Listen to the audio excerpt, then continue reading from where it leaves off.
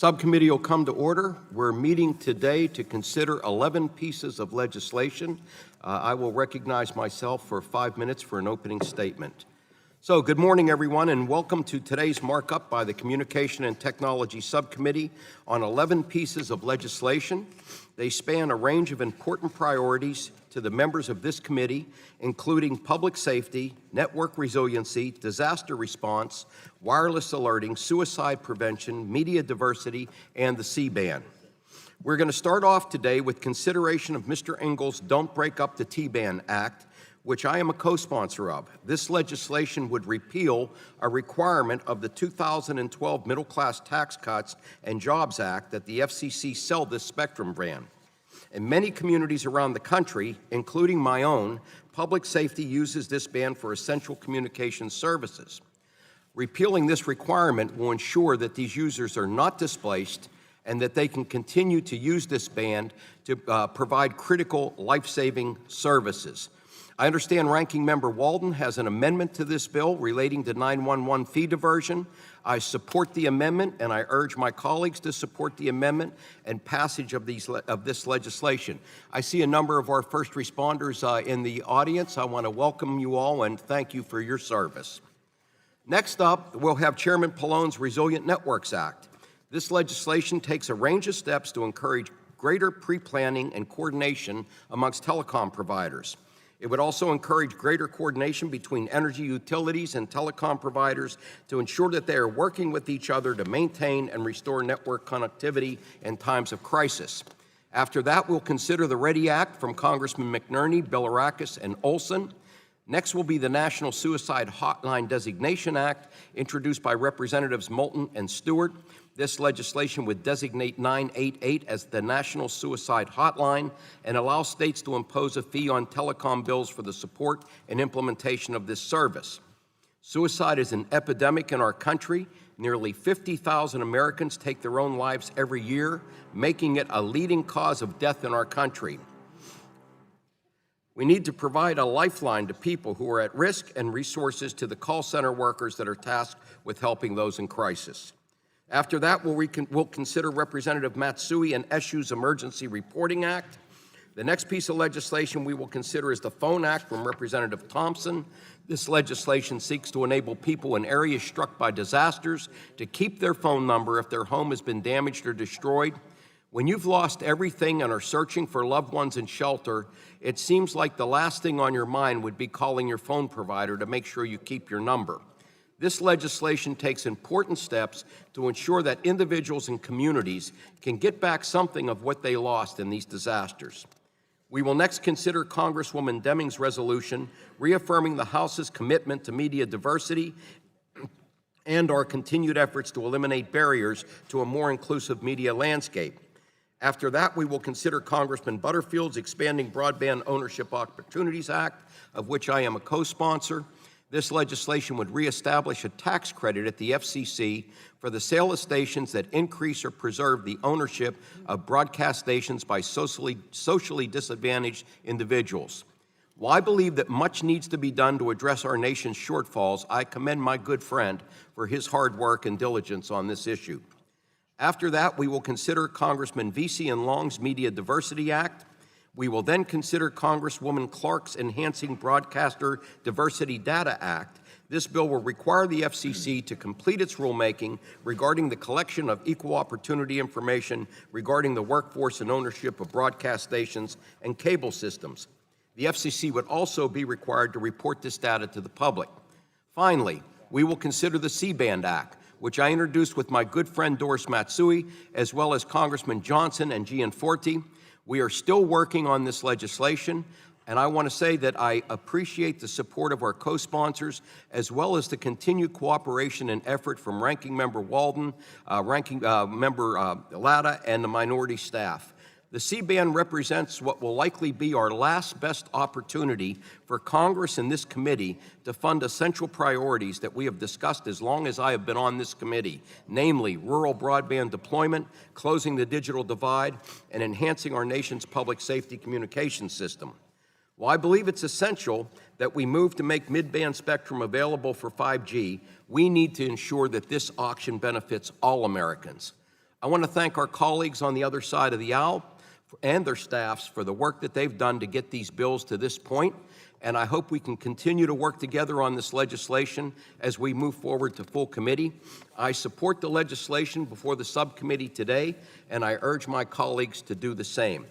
And with that, it gives me great pleasure to yield to our ranking member, Mr. Latta, for his opening statement. Well, thank you much, Mr. Chairman, and thank you very much for holding today's markup. Greatly appreciate it. And good morning, and welcome to the Subcommittee Markup on legislation aimed to improve public safety communications and promote diversity in the media marketplace. While we appreciate the majority's interest in these important topics, I would like to begin by noting that some of the bills before the subcommittee today are not quite ready for bipartisan support. The process leading up to this markup has been disappointing. Many of the bills we are voting on today could have had bipartisan support had they been examined through regular order. Unfortunately, it appears that we will be frantically negotiating between the subcommittee and the full committee markup to cobble together legislation that earned bipartisan support. These are important topics and ones that members should be able to familiarize themselves with before having to cast a vote. This is certainly not a time to be negotiating by least common denominator. Rather, we should be building genuine understanding and support for good public policy. But while not all the legislation under consideration today is bipartisan, there are several proposals that we believe represent a good step forward. One of the bills that has received bipartisan support is H.R. 4194, the National Suicide Hotline Designation Act. Designating the 988 dialing code will provide Americans with an easy-to-remember number when they are most vulnerable. This action by Congress provides a critical tool to help prevent suicide across the country and we must make sure that it is done right. We will also be considering the bipartisan READI Act, introduced by my friend, the gentleman from California's 9th District. This legislation will improve the wireless and emergency alerting system to provide guidance and clarity to the state and local government officials that use wireless emergency alerts in times of emergencies. The gentlelady from California's 6th District, the H.R. 5918, the Emergency Reporting Act, would also improve how the federal government responds during times of emergency. This bill would require the FCC to evaluate ways to improve responses to natural disasters by improving network outage reporting and ensure that those outages are reported to 911 centers. On the media diversity front, the subcommittee is considering the gentleman from Missouri's Media Diversity Act. This bipartisan legislation will require the FCC to study in its annual communications marketplace report barriers to entry for women and minorities. It is a timely bill with International Women's Day being celebrated around the world this past Sunday. There are many other bills before us today that I will touch on in more detail as they are called up. I look forward to continuing to work with the chairman on these proposals as they move through the process. And with that, Mr. Chairman, I yield back the balance of my time. I thank the gentleman. Chair now recognizes Mr. Pallone, chairman of the full committee, for 5 minutes for an opening statement. Thank you, Chairman Doyle. Today we're marking up legislation that will make Americans safer, media more reflective of our nation's diverse views, and hopefully increase access to broadband and 911 services for urban and rural areas. Improving public safety in the communications sector requires reliable and resilient networks. These networks are critical to ensuring that people can reach out for help during times of emergency. They're also critical to first responders who need to be able to communicate with each other. Hurricanes, wildfires, and tornadoes are inevitable, and despite the best efforts of communication providers, networks will go down, and therefore we must be prepared. H.R. 5926, the Resilient Network Act, which I introduced with Representative McNerney, would minimize disruptions to networks, public safety, and the customers that rely upon them when outages do occur. It would require more pre-planning and coordination amongst communication providers to enable customers of one provider to use the network of another provider during an emergency if their network goes down. It also would increase information sharing between providers and first responders so 911 call centers would be able to identify areas unable to call for help and proactively work with first responders to aid people at risk. We've been having bipartisan discussions on this bill since January, and while we haven't yet reached bipartisan agreement, I look forward to continuing the ongoing conversations as we move to full committee. And after a disaster is over, it's also important to learn from them, and H.R. 5918, introduced by Representative Matsui, would do exactly that. It requires the FCC to issue a report recommending how to improve the resiliency of networks each time the FCC activates the disaster information reporting system. We're also improving alerts for consumers in times of emergency with the READI Act. Representative Mike Thompson's Phone Act will ensure Americans who have lost everything in a fire, tornado, or other disaster won't also lose their phone number. Providers would be prohibited from reassigning phone numbers following certain disasters so that families are able to focus on loved ones and rebuilding and not their phone company. This is obviously the right thing to do, and I hope this bill will garner bipartisan support. Now, communications amongst first responders is also critical to public safety, so I commend Representative Engel for his leadership on this issue and look forward to advancing his bill to preserve the T-band for public safety as supported by law enforcement and the FCC. And I'm pleased that Ranking Member Walden has an amendment to this legislation, and if it's adopted, will overcome his concerns about this repeal. We're also marking up legislation to promote media diversity. If the people making decisions about the content we see and hear do not have a diversity of perspectives, the news, storytelling, and entertainment we see will not represent the incredible melting pot of our great nation. Representative Butterfield's Expanding Broadcast Ownership Opportunities Act would bring back the successful tax certificate program to promote minority and female ownership, which is sorely lacking. We'll also consider Representative Clark's bill that would require the FCC to finally collect diversity data it should have been gathering for years. And finally, we're taking up H.R. 4855, the C-band Act, sponsored by Chairman Doyle, along with Representatives Matsui, Johnson, and Gianforte. C-band spectrum is essentially mid-band spectrum that can be used to speed up our efforts to implement new wireless technologies like 5G. And the FCC is moving forward to auction this spectrum based on a stretching of existing law that's highly suspect. It's incumbent on Congress to provide legal certainty that will speed deployment of 5G and direct the spending of auction proceeds to important bipartisan priorities like broadband deployment and adoption and next generation 911. The bill we're moving forward today is just a placeholder so that we can continue our bipartisan negotiations to produce legislation that does just that. And I hope we can find a bipartisan solution. But one way or another, Congress has to ensure the American people benefit from the public airways and not just foreign satellite operators. There are several other important bills we are considering today, such as a bill that would establish 988 as the universal dialing code for the suicide hotline with the National Suicide Hotline Designation Act. So I thank everybody for working to get these bills to this markup. I think we're obviously going to have to continue our discussions and hope that we can advance all these bills out of committee on a bipartisan basis once we get to a full committee. Thank you, Chairman Doyle. I yield back.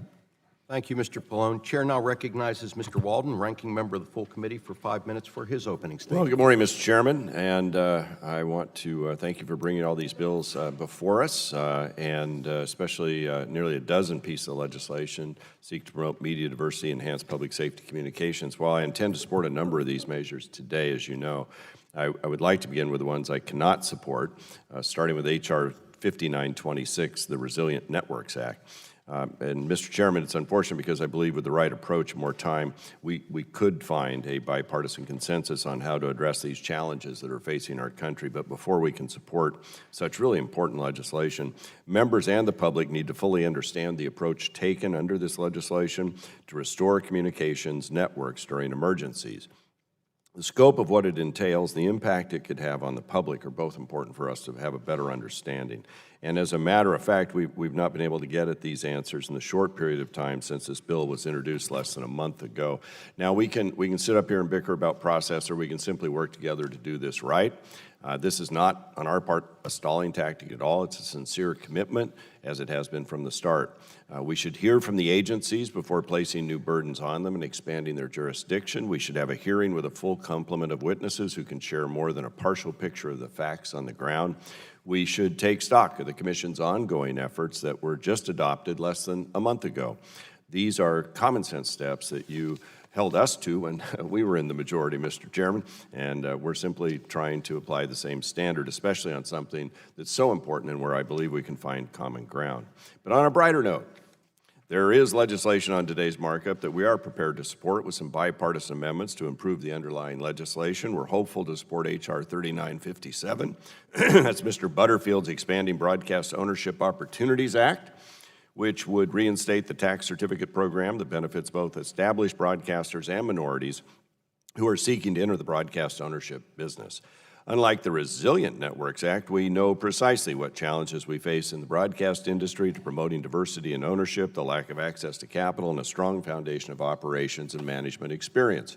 While the tax certificate has proven successful in the past, we must also ensure the new owners have a strong foundation to manage the complexities of owning a broadcast station. H.R. 3957, as introduced, would have established a program to create an incentive for radio and television stations to mentor new entrants in the field. And I look forward to speaking more on that in a bit. Unfortunately, the manager's amendment will strike this important provision. I have an amendment that would not only place the mentorship back in H.R. 3957, but also would provide guidelines for the FCC as to how the program should be structured. I'm glad we're moving forward swiftly in considering H.R. 4194, the National Suicide Hotline Designation Act, which designates 988 as the Universal Mental Health Crisis Hotline. Having an easy-to-remember number during a time of personal crisis is crucial so Americans can get the help they need most. This is such an important issue that must be done right, and I look forward to working with all the parties involved to make that happen. We have many other important bills on today's markup, and I look forward to discussing those as well as you call them up. And with that, Mr. Chair, I yield back the balance of my time. Thank you, Mr. Walden. We look forward to working with you as we move towards full committee. Are there any other members that seek recognition to make an opening statement? Chair recognizes Mr. McNerney for 5 minutes. Well, I thank the chairman for having this markup. For 3 minutes, Jerry. All right, I'll do under that, Mr. Chairman. In recent years, we've seen devastating wildfires in my home state of California, including the Tubbs Fire, the Camp Fire, which was the deadliest fire our nation has faced in the last century, and most recently, the Kincaid Fire. These events show that we must do more to help people stay connected during wildfires and other natural disasters. They've demonstrated that we need to improve the reliability of the wireless emergency alerts. That's why I've introduced H.R. 6096, the READI Act, with my colleagues on this committee, Mr. Bill Rickus and Mr. Olson. This legislation would ensure that we have a robust and reliable wireless emergency alerting system. The wildfires also made clear that before, during, and after these devastating events, we need to improve coordination between communication service providers and public safety officials on the ground, as well as between communication service providers and utilities. Additionally, the most recent wildfire season demonstrated the need for having adequate backup power in cases of cell tower outages. For these reasons, I've introduced H.R. 5926, the Resilient Network Act, with Chairman Pallone. I'm certainly willing to work with Mr. Walden to improve this legislation, an offer that's been made numerous times before. I'm pleased that we will be considering these two bills during today's subcommittee markup. I'm also glad that we'll be considering H.R. 1289, Mr. Thompson's Phone Act, and H.R. 5564, Ms. Matsui's Emergency Reporting Act. Together, these 4 bills will be vital for helping Californians and Americans to be better prepared for staying connected during and after natural disasters, including wildfires. I thank the chair for holding today's markup, and I yield back. Thank you, Mr. McNerney. Are there any members on the Republican side that seek recognition? Okay, how about back on the Democratic side? Any other members that seek recognition? Okay, seeing none, at this time we'll begin bill consideration. The chair calls up H.R. 451, the Don't Break Up the T-Band Act of 2019. The clerk will report the title of the bill. H.R. 451, a bill to repeal the section of the Middle Class Tax Relief and Job Creation Act of 2012 that requires the Federal Communications Commission Without to objection, the reallocate first and reading of the bill will be auction dispensed the with. T-band. The bill is now considered as read. Mr. Chairman. Without objection, the bill is considered as read and open for amendment at any point. Are there any members seeking recognition. Mr. Chairman, I have an amendment at the desk. Gentleman has an amendment at the desk. What is your amendment labeled? Best amendment of the day. Okay, I see the clerk has the best amendment of the day. Yes, sir. The clerk will report the amendment. Amendment to H.R. 451, offered by Mr. Walden of Oregon. Add at the end of the following. Section 3. Mr. Chairman, I move the clerk suspend. Without reading of the objection, the reading of the amendment will be dispensed with. The gentleman's recognized for 5 minutes. amendment. Thank you, Mr. Chairman. And this amendment would add the text of my First Responder Act to the repeal of the T-band spectrum auction mandate, creating strong safeguards to help prevent 911 fee diversion. Currently, states charge Americans a fee to support 911 services, yet some of these states do not use the money collected from this fee to support 911 services. Rather, they use it for other state priorities that are not related to their providing critical 911 services needed to receive a 911 call or to dispatch first responders in an emergency. Those states are currently classified by the FCC as 911 fee diverters. While those cases are clear and obvious, some states use these fees for things that fall into a more of a gray area. So to reduce ambiguity, the bill directs the FCC to implement rules to clarify what obligations or expenditures are acceptable. These rules would be crafted with input from states to ensure that appropriate 911 uses are included. Additionally, if a state has expenditures that do not fit squarely within the eligible uses determined by the Commission, but can provide documentation and receipts to show how these expenditures support PSAP functions and operations or the ability to dispatch emergency responders, then the states should have the opportunity to challenge those expenditures. So this amendment sets up a process to allow for just that. For the states that are truly bad actors, I think we can all agree those states should be held accountable for the shameful practice of diverting 911 fees for programs completely unrelated to 911 services. Misleading the public about the use of their fees is unacceptable.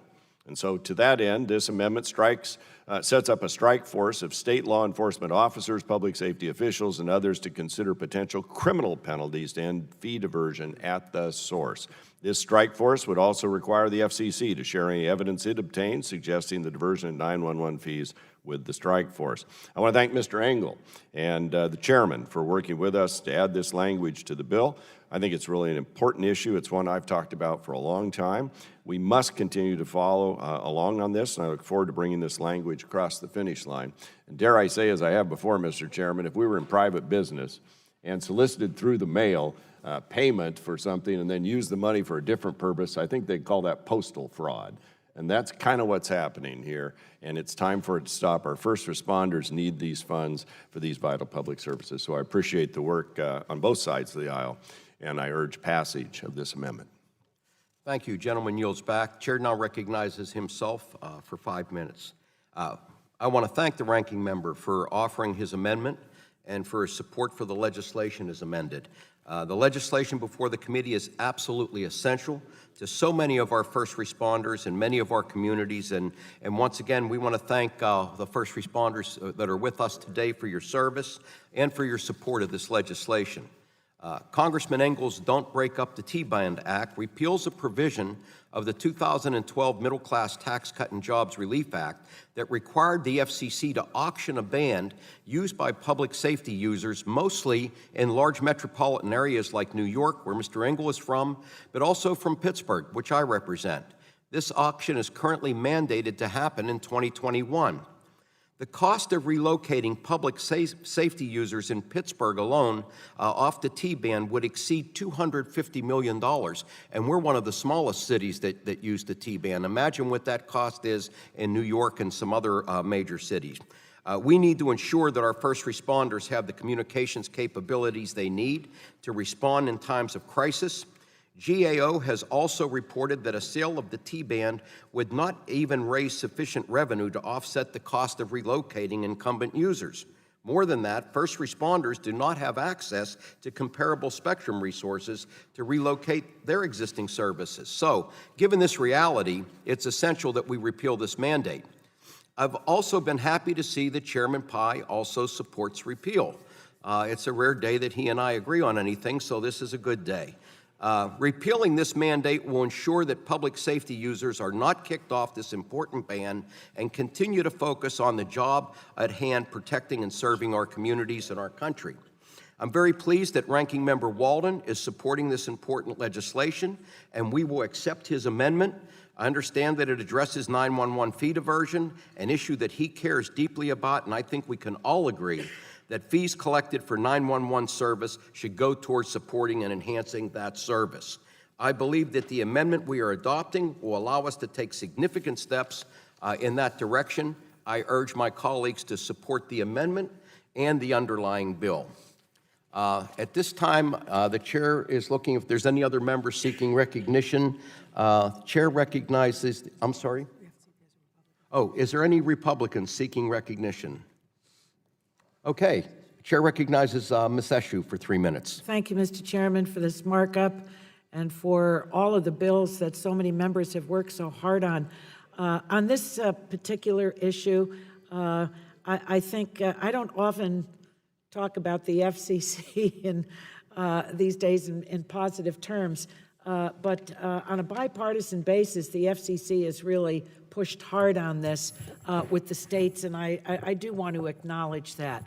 And the number of states that are not deferring fees has come down considerably. I think there are just 5 left, and when we started working on this, it was double digit. I believe the former chairman of the full committee and myself sent a letter out to all the states. So this has been a long, winding road, but our PSAPs, our first responders, these monies need to go directly to them for all the obvious reasons. So we thank them for their advocacy. Mr. Walden, thank you for the best amendment ever, or the most famous, or whatever it is. Well, just today. Just today, okay. Well, I'll go for that. And I yield back. Thank you, Mr. Chairman. Thank you. Does anyone on the Republican side seek to strike the last word? Any other members on the Democratic side? Okay. Seeing if there's no further debate, we're going to proceed to a vote on the amendment. All those in favor of the amendment will signify by saying aye. Aye. Aye. Those opposed? In the opinion of the chairs, the ayes have it, and the amendment is agreed to. Are there any other amendments to the bill? Seeing none, the question now occurs on forwarding H.R. 451 as amended to the full committee. All those in favor will signify by saying aye. Aye. Opposed? In the opinion of the chair, the ayes have it, and H.R. 451 as amended is forwarded to the full committee.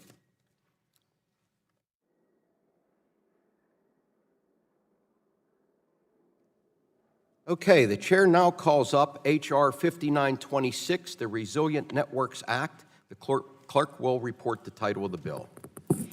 H.R. 5926, a bill to amend the Communications Act of 1934 to provide... Without objection, first reading of the bill will be dispensed with. The bill is now considered as read. Without objection, the bill is considered as read and open for amendment at any point. Are there any members seeking recognition to offer a bipartisan amendment? Are there any other members seeking to offer an amendment? Is there anyone that wishes to strike the last word on the Republican side?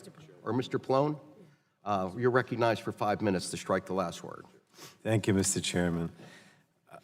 I'm pleased that the subcommittee is marking up the Resilient Networks Act, which, as I mentioned, was introduced with Representative McNerney.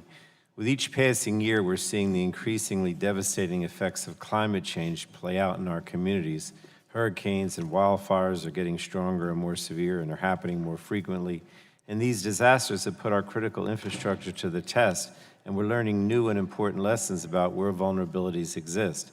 Having access to networks is essential during disasters, and we saw it firsthand in my district when Superstorm Sandy hit a few years ago. It's critical that when some of our networks go down, our constituents are still able to contact loved ones or call 911 and receive emergency alerts. We have a responsibility to ensure our communications networks are prepared for the worst when disasters strike. That means ensuring communications providers have reasonable backup power solutions integrated into their networks to keep them up and running. But even that is not a guarantee. We know from previous disasters that some provider networks may stay up and others and running while other networks are out. No matter who your provider is, if one network goes down, a pre-planned agreement between providers can transition subscribers onto a working network, which can be the difference between life and death. So the Resilient Networks Act addresses both of these issues. Information about network outages is also immensely helpful for emergency response efforts, and that's why this bill instructs the FCC to improve how providers submit network information and make the information readily accessible to public safety answering points. The FCC is also required to create a nationwide master point of contact directory with up-to-date information so that communications providers, tower owners and operators, public safety, answering points, public safety entities, and utilities are able to communicate and better coordinate response and restoration efforts. And better communications may also reduce the accidental cuts to communication networks that often happen in the recovery phase when companies are working quickly. The bill is future-looking. As wireless providers continue their work to transition their networks to 5G, it's important to understand how 5G networks will operate from a resiliency standpoint. If there are particular strengths or weaknesses in 5G networks when it comes to resiliency in storms or disasters, the FCC should analyze them and consider taking action based on their findings. And finally, the federal government's response to the 2017 hurricane season in Puerto Rico was unacceptable across the board. Our bill requires the GAO to audit the FCC's response to the 2017 hurricane season in Puerto Rico so we can better understand the flaws in their action or perhaps the FCC's inaction. And this is important given the previous requests for an audit of this issue. They were folded into larger reports and therefore no specific review of the FCC's response is being conducted. And there are important lessons to be learned from these events, and I look forward to getting answers from the GAO. And I thank Ranking Member Walden and his staff for working with us through the drafting process. I believe Mr. Walden shares our goals, and I look forward to continuing our conversations on the way to full committee. Since we first introduced this bill, we've worked with stakeholders to flesh out a number of improvements. We are, however, not offering those improvements as amendments today. As Ranking Member Walden and I agree, we're going to work together on a way to full committee to try and reach a bipartisan solution. And while we've collected written comments from stakeholders and affected agencies through the process, from what we've undergone so far, we also plan to have more in-person conversations with stakeholders and agencies so we can just get this right.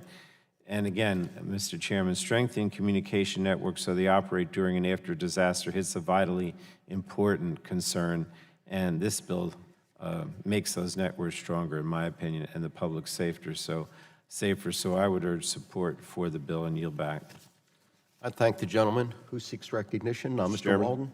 Move strike the last word. Gentleman's recognized for 5 minutes. Thank you, Mr. Chairman, and I would concur with my friend from New Jersey and from Pennsylvania. Making sure our networks are resilient is really important. We share that goal. There's no doubt about it. I've been through a lot of disasters in my home state, and when I was in the radio business, worked with first responders, helped on emergency communications. I'm a ham radio operator occasionally. And this is really important, but it's also important to really get it right. It's complicated.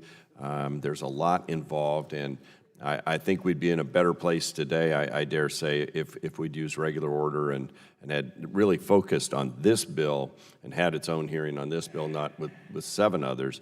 There's a lot to this. We got to get it right so that we'll have resilient networks when we need them, and that they will work. And so I like roundtables. I set up task forces. I did all that sort of stuff. But I was always reminded that that's not the regular order how the committee operates, and that's true. And so we always tried to work through hearings. And so I hope that between now and full, we can dive deeper and get the answers that I think we all seek. We need to make sure that these networks will work and that what we're requiring doesn't trample existing state regulation on law or jurisdiction, and will actually work. So I just thank the chairman for working with me. We look forward to working together on this, but we're not there yet. So with that, I'd yield back. Thank the gentleman who seeks recognition on the Democratic side. For what reason do you seek recognition, Mr. McMurney? I'll move to strike through the last word. You're recognized for 5 minutes. Thank the chairman. I introduced the Resilient Act 5926 with Chairman Pallone recently. This legislation would make critical improvements to the reliability of our communication networks. During the wildfires this past fall, there were hundreds of cell towers went down when the power was turned off. In Contra Costa County, which is part of my district, 88 towers went down when the power was turned off. This meant that people couldn't dial 911, they couldn't let loved ones know that they were safe, or receive wireless emergency alerts. This is unacceptable. It's imperative that we improve coordination between communications service providers and public safety officials on the ground, and that we improve coordination between communication service providers and the utilities. Additionally, we must ensure that adequate backup power is in place for communication services to stay online during natural disasters, including wildfires. That's why we must pass H.R. 5926, the Resilient Network Act. I thank Chairman Pallone for working with me on this bill. I look forward to working with the ranking member of the committee, and I strongly urge my colleagues to support this legislation. I yield back. Gentleman yields back. Does anyone on the Republican side seek recognition? Anyone on the Democratic side seek recognition? Seeing no one asking for recognition and there are no further amendments, the question now occurs on forwarding H.R. 5926 to the full committee. All those in favor of forwarding H.R. 5926 will signify by saying aye. Those opposed? No. The ayes have it, and the H.R. 5926 is forwarded to the full committee. Chair now calls up H.R. 6096, the READI Act. The clerk will report the title of the bill. H.R. 6096, a bill to improve oversight by the Federal Communications Commission of the wireless and Without broadcast objection, first reading of the bill will alert be dispensed with. The bill is now considered as read. Without objection, the bill is considered as read and open for amendment at any point. Are there any members seeking recognition to offer an amendment? Seeing none, or is there any members just seeking recognition to strike the last word? Mr. Chairman, I ask to strike the last word. Gentleman's recognized for 5 minutes. Mr. Chairman, with all due respect to my ranking member, this is the best bill of this entire markup. I said the best bill, not amendment. I said the best bill. I have to thank my colleagues, Reps. McNerney, Bill Rackus, and Gabbard, for working with me on this critical matter. As y'all are aware, Texas 22 is just south of Houston, Texas.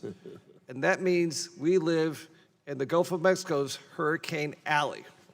It's not when a hurricane will hit, it's not if it'll hit, it's when it will hit. Providing timely information to the public is essential to stopping loss of life during a disaster. The READI Act, H.R. 6069, would do just that. It would get needed information from FEMA direct to the public by sending it to their wireless devices. This bill does more than that, though. Today's smartphones, laptops, computers, and tablets are part of our daily lives. In fact, last week, my wife and I reached our limit with landlines and robocalls. We have a small group of friends over. At least 4 times during 2 hours, robocalls came from Cut and Shoot, Texas, or Ding Dong, Texas, or Jot 'em Down, Texas. Yes, these are real names in my home state of Texas. Also, No Trees, Texas. We are so incensed, all 4 landlines are out in our garage now, and they'll be there forever. We are only going to use cell phones for communications with the world. And that's why this bill asks the FCC to review the potential of having emergency alerts via the internet and mobile phones, mobile devices. They say knowledge is power. In emergency situations, knowledge can be the difference between life and death. We have the technology to get information to the public during emergencies faster than ever before. It's time we put it to work on behalf of the American people. Mr. Chairman, I yield back the balance of my time. Gentleman yields back. Are there any members seeking recognition? Mr. McNerney, for what purpose do you seek recognition? I move to strike the last word on H.R. 6096. You're recognized for 5 minutes. Thank the chairman.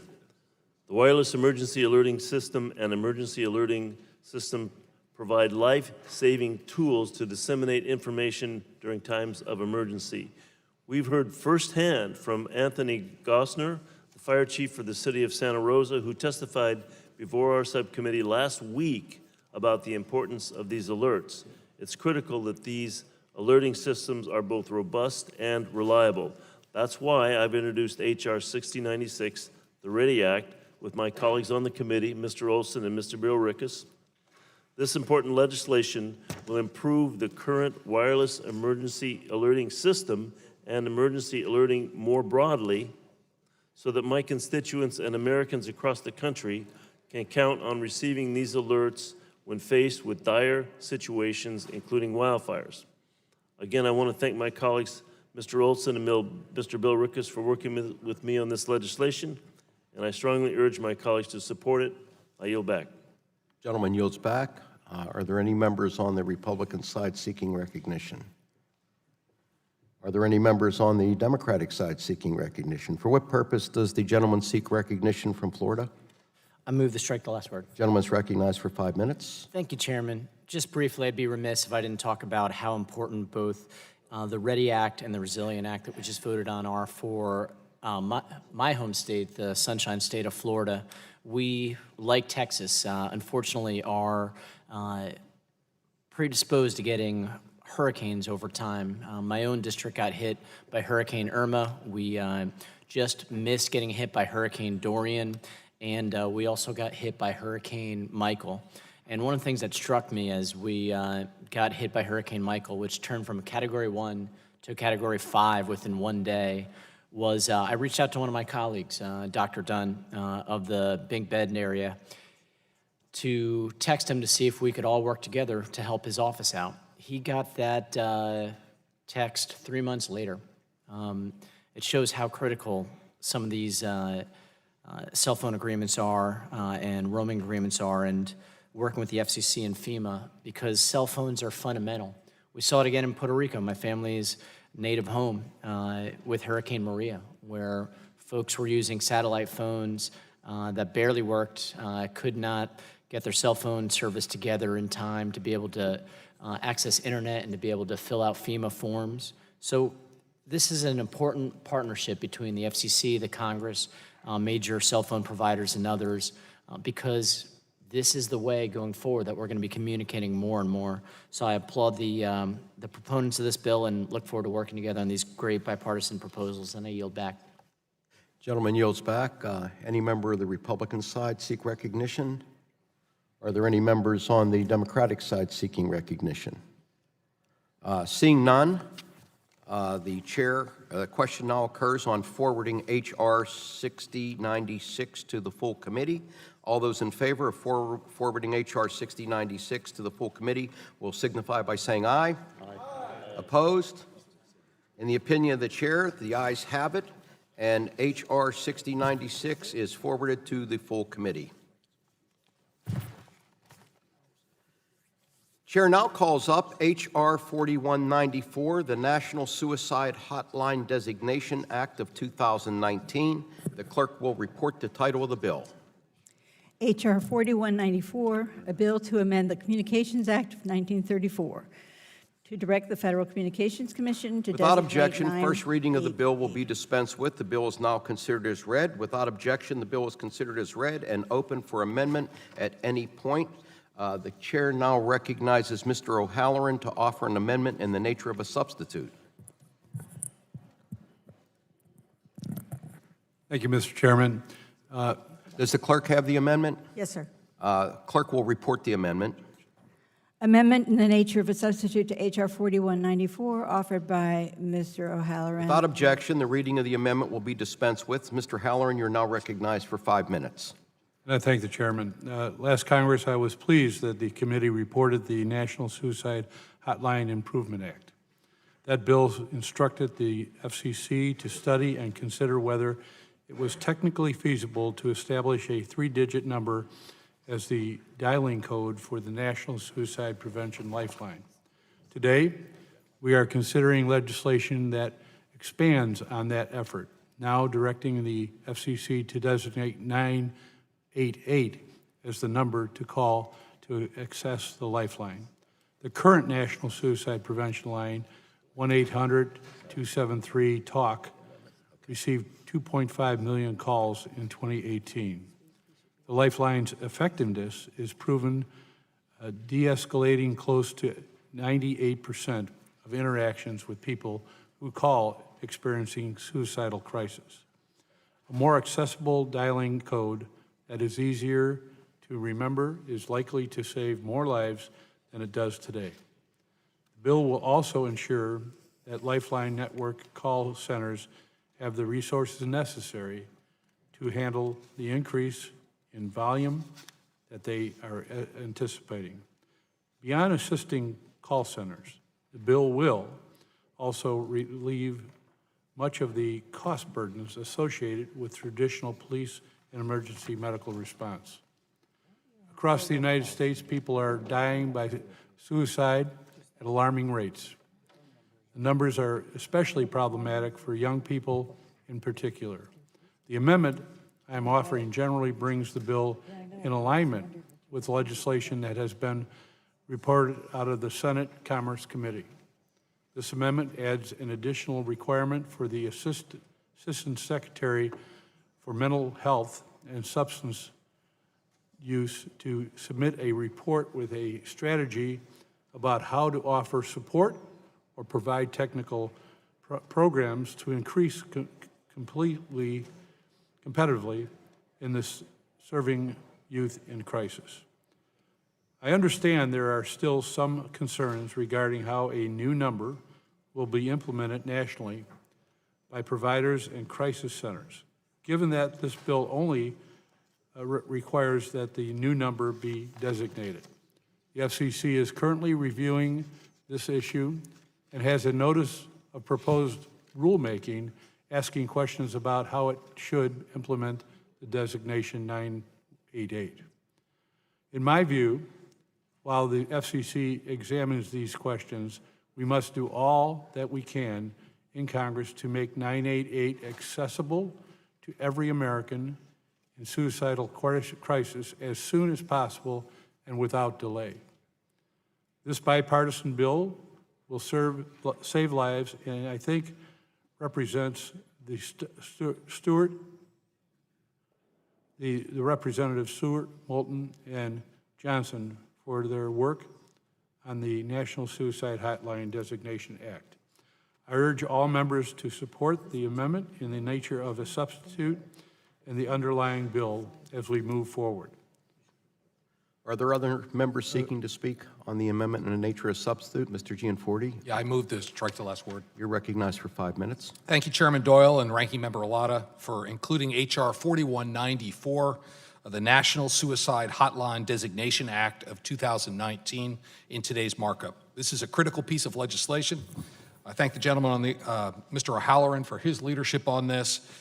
We need to help Americans facing this crisis.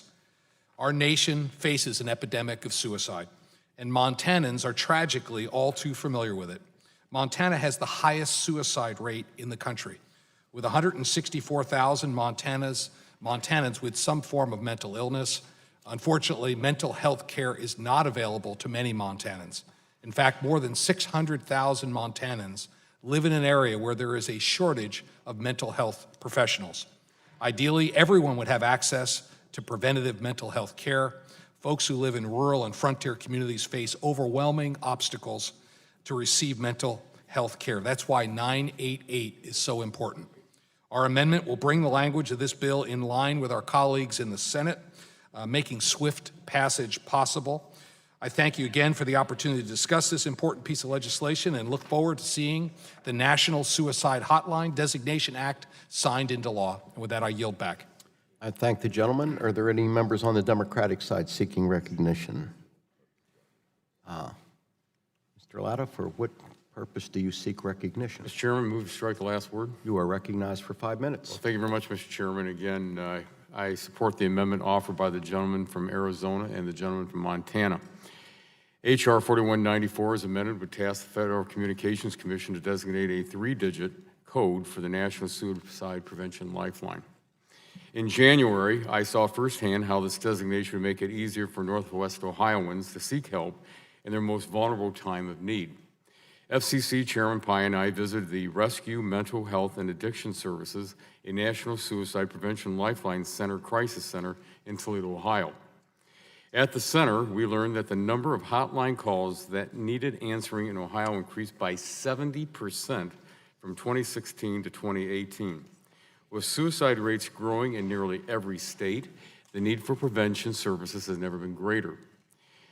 That is why I am supportive of this amendment. 988 will bring us one step closer to reduce the stigma surrounding mental health conditions, increase help for those at risk of suicide, and save lives.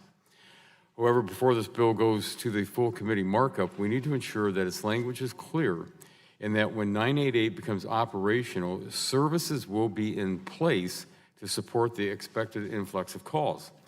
Just as we see across most sectors and industries, low unemployment rates have led to a workforce shortage, including in social and mental health services. In 2018, over 13,000 calls made in Ohio were not able to be answered by a call center in the state. This means that due to a shortage of qualified staff, over 13,000 individuals in my home state likely had to wait in long lines to speak to a counselor and were not connected to local care service resources. While I fully support the 988 designation, we need to ensure that Lifeline is operational and able to handle high call volumes within an appropriate timeline so that at-risk Americans can get the help they need. And with that, Mr. Chairman, I yield back the balance of my time. Gentleman yields back. I see the gentlelady from Michigan seeks recognition. Thank you, Mr. Chairman. I move to strike the last word. Gentlelady's recognized for 5 minutes. Mr. Chairman, I support the gentleman's amendment. Suicide is now the 10th leading cause for death in adults age 18 to 64. And for every suicide, there are 25 attempts. Earlier last year, the Centers for Disease Control and Prevention found that suicide rates increased by 28% between 1999 and 2016. 49 states experienced an increase in suicide rates during that period. We also know that the risk is significantly higher for veterans. Veteran men are at a 19% higher risk, and veteran women are 2.5 times higher risk than non-veteran women. These statistics point to a problem that's all too real and sadly all too common. It's heartbreaking when someone is suffering so much that they choose to end their own life. The bill before us today would make it even easier for people wanting to connect with someone through the hotline and represents a real effort to address suicide prevention. I agree with my friend from Ohio. We have to make sure it works, but we got to work together to try to save lives. I urge my colleagues to support the bill and yield back the remainder of my time. Gentlelady yields back. Mr. Chairman? For what purpose does the Strike the ranking last member? word. Gentleman's recognized for 5 minutes. Thank you, Mr. Chairman, and I've got a couple of questions for council that I'd like to ask, just to get clarification on this legislation. So Section 2 of the bill sets a 1-year deadline for the designation of the universal telephone number for the National Suicide Prevention and Mental Health Crisis Hotline System. Alongside the bill, the FCC also has proposed rules to designate a national hotline number, and they're presently receiving comments from the public, communications providers, and importantly, the experts on the front lines who will train and staff the hotline. And while we all agree it's critically important to get the service running as soon as possible, I want to know if the bill sets an artificial commencement of service deadline that providers and suicide prevention experts would be mandated to meet. Setting deadlines that all the players can meet is critical to both gaining the public trust that the service is fully functional and protecting the resources of the suicide prevention experts working hard to deliver these services. So, my question to council, does the term designate in the bill, that is the designation date, mandate any particular date for hard launching or operationalizing the service, a date which the FCC is currently receiving comment on and considering under its proposed rules? Congressman, the term designate is not defined in the bill. It therefore would receive its plain and ordinary meaning in the context of the statute. The term designate, according to the New Oxford American Dictionary, means to officially assign a specified status or ascribe a specific name or quality to. Under the bill, however, to your point with regard to operationalization, Came up. making it operational, under the bill, the Assistant Secretary and for Mental Health and Substance Use and the Secretary of Veterans Affairs are required to jointly submit a report that details the resources necessary to make the use of 988 as designated under paragraph 4 operational and effective across the United States within 180 days of passage. Okay, so under the bill, could the FCC require that 988 is operational in the sense that it can be dialed without yet having any services available for consumer use? Congressman, the bill does not speak to any specific requirement on the Commission to make service providers or to compel service providers to provide any additional services beyond the designation, which is specifically required, as you mentioned, in Section 3. All right, thank you. That's very helpful. I wholeheartedly believe that this legislation will help millions of Americans who struggle with suicidal thoughts. And it's important that we pass this legislation quickly, but we're dealing with American lives, and we must make sure that we get this legislation right. So, Mr. Chairman, thank you very much, and I appreciate the counsel of the council, and I yield back. Gentleman yields back. Are there any members on the Democratic side seeking recognition? Any members on the Republican side? Seeing none, are there any members who seek recognition to offer an amendment to the amendment in the nature of substitute?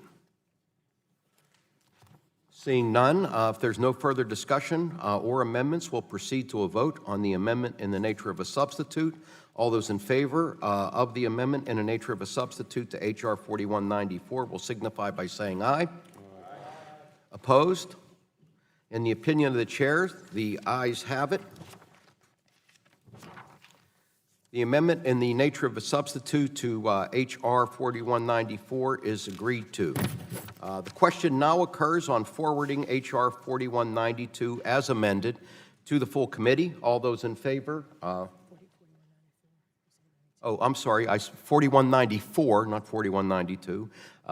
Forwarding H.R. 4194 as amended to the full committee. All those in favor of forwarding H.R. 4194 as amended to the full committee will signify by saying aye. Aye. Opposed? In the opinion of the chair, the ayes have it, and H.R. 4194 as amended is forwarded to the full committee.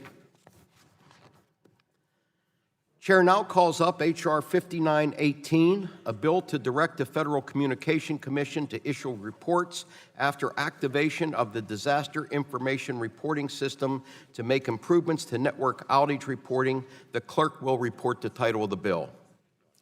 H.R. 5918, a bill to direct the Federal Communications Commission to issue reports after activation Without of objection, the first reading of the bill will be dispensed with. The bill is now considered as read. Without objection, the bill is considered as read and open for amendment at any point. Are there any members seeking recognition to offer an amendment? Seeing none, are there any members seeking recognition to speak on the bill? Mr. Chairman, For what purpose does Ms. Matsui seek recognition? I move to strike the last word. General Lady is recognized for 5 minutes. Thank you, Mr. Chairman. I'm glad to see this important public safety bill moving forward on a bipartisan basis. The Emergency Reporting Act would require the FCC to standardize its emergency response by conducting field hearings, issuing reports, and making policy recommendations whenever disasters strike. Our current approach of relying on members of Congress to call on the FCC to act is no longer sustainable. We need to set a baseline level of responsiveness to ensure local officials have the support they need to secure our communications network in the face of rapidly changing climate. While we do not have an amendment ready for today's markup, we have an agreement in principle to revise this legislation on the way to full committee markup. I want to thank Mr. Bilirakis for working with me on this important bill. And with that, I yield to Mr. Bilirakis, if he is here. If the gentlelady would yield, Mr. Bilirakis could not be here. Certainly. Would you, I yield to you then? Thank you. You're welcome. And we just want to say thank you for working with us. You and your team have been terrific, as usual, and we're glad we could find common ground on this legislation. Look forward to moving forward on it. So thanks for your good efforts. Thank you. And I yield back. General Lady yields back. Does any member on the Republican side seek recognition to speak on the bill? Any member on the Democratic side? Oh, Chair, Ms. Eshoo, for what purpose do you seek recognition? Move to strike the last word. You're Mr. recognized for Chairman. 5 minutes. I want to thank my good friend, Congresswoman Matsui, for her leadership on this bill, and I'm proud to have partnered with her on it. The human impacts of these natural disasters are worsened when our communications infrastructure is not resilient. Unfortunately, this is an issue that Californians know all too well. Californians have really been tested, and tested mightily. On October 28th, just a few months ago, 874 cell towers were out in my state, caused by wildfires and power shutoffs. My constituents were worried sick that they wouldn't be able to call 911 during emergencies, receive emergency alerts, or download public safety information. At our February 27th hearing on public safety, I read out messages that I'd received from my constituents who felt vulnerable, afraid, and upset, to say the least. And I share all these emotions with them, and we have to help them. Wildfires are getting more intense because of the change in climate, and PG&E estimates that shutoffs will impact nearly 2 million Californians this year. Without real updates to federal law, our telecom problem will once again worsen the impacts of these disasters. And I think that's what's really important for all the members to understand is the reason that this legislation is so important. If we don't do it, these conditions will add to the bad conditions that we know are going to occur. So obviously I'm proud to support the legislation because it's critically important. I asked Chairman Pai to visit California and hold a field hearing following the fires and the associated power shutoffs in California, and many of my colleagues from California did the same. So I was pleased to read that the FCC received our overall message and did, in fact, is going to hold a California hearing soon. So we need to learn from every disaster, and we're constantly learning. We have to. It's all unfortunate, but we have to learn from it, especially by listening to local safety leaders, to municipalities, to counties, to state officials, and certainly to the communities that have been impacted. So this, I believe this legislation is going to help. So I urge everyone to support it. I think it's well drawn. I think it's going to make a difference. And with that, Mr. Chairman, I yield back. General Lady yields back. Mr. Bilirakis, for what purpose do you seek recognition? I move to strike the last word. You're recognized for 5 minutes. Thank you. Mr. Chairman, this is an important topic, and I want to thank Representative Matsui and her staff for working with the minority leading up to today's markup. We are prepared to continue working to finalize the details of the amendment to this legislation as we move forward to full committee markup and make this a bipartisan public safety initiative. I appreciate your openness to coming to the table and accept our edits and work with all affected parties to ensure that we make this a bipartisan effort. And I'll yield back, Mr. Chairman. I appreciate it. Gentleman yields back. Any other member of the Democratic side wish to strike the last word? Anybody on the Republican side? Seeing no further discussion, the question now occurs on forwarding H.R. 5918 to the full committee. All those in favor will signify by saying aye. Opposed? The ayes have it, and H.R. 5918 is passed and forwarded to the full committee. Chair now calls up H.R. 1289, the Preserving Home and Office Numbers in Emergencies Act of 2019. The clerk will report the title of the bill. H.R. 1289, a bill to amend the Communications Act of 1934 to provide for a... Without objection, first reading of the bill will be dispensed with. The bill is now considered as read. Without objection, the bill is considered as read and open for amendment at any point. Chair will recognize Ms. Eshoo to offer an amendment in the nature of the substitute. What is the amendment labeled? It's labeled SLW 1074. Clerk will report the amendment. Amendment in the nature of a substitute to H.R. 1289 offered by Ms. Eshoo. Without objection, the reading of the amendment will be dispensed with. Ms. Eshoo, you are now recognized for 5 minutes. Thank you, Mr. Chairman.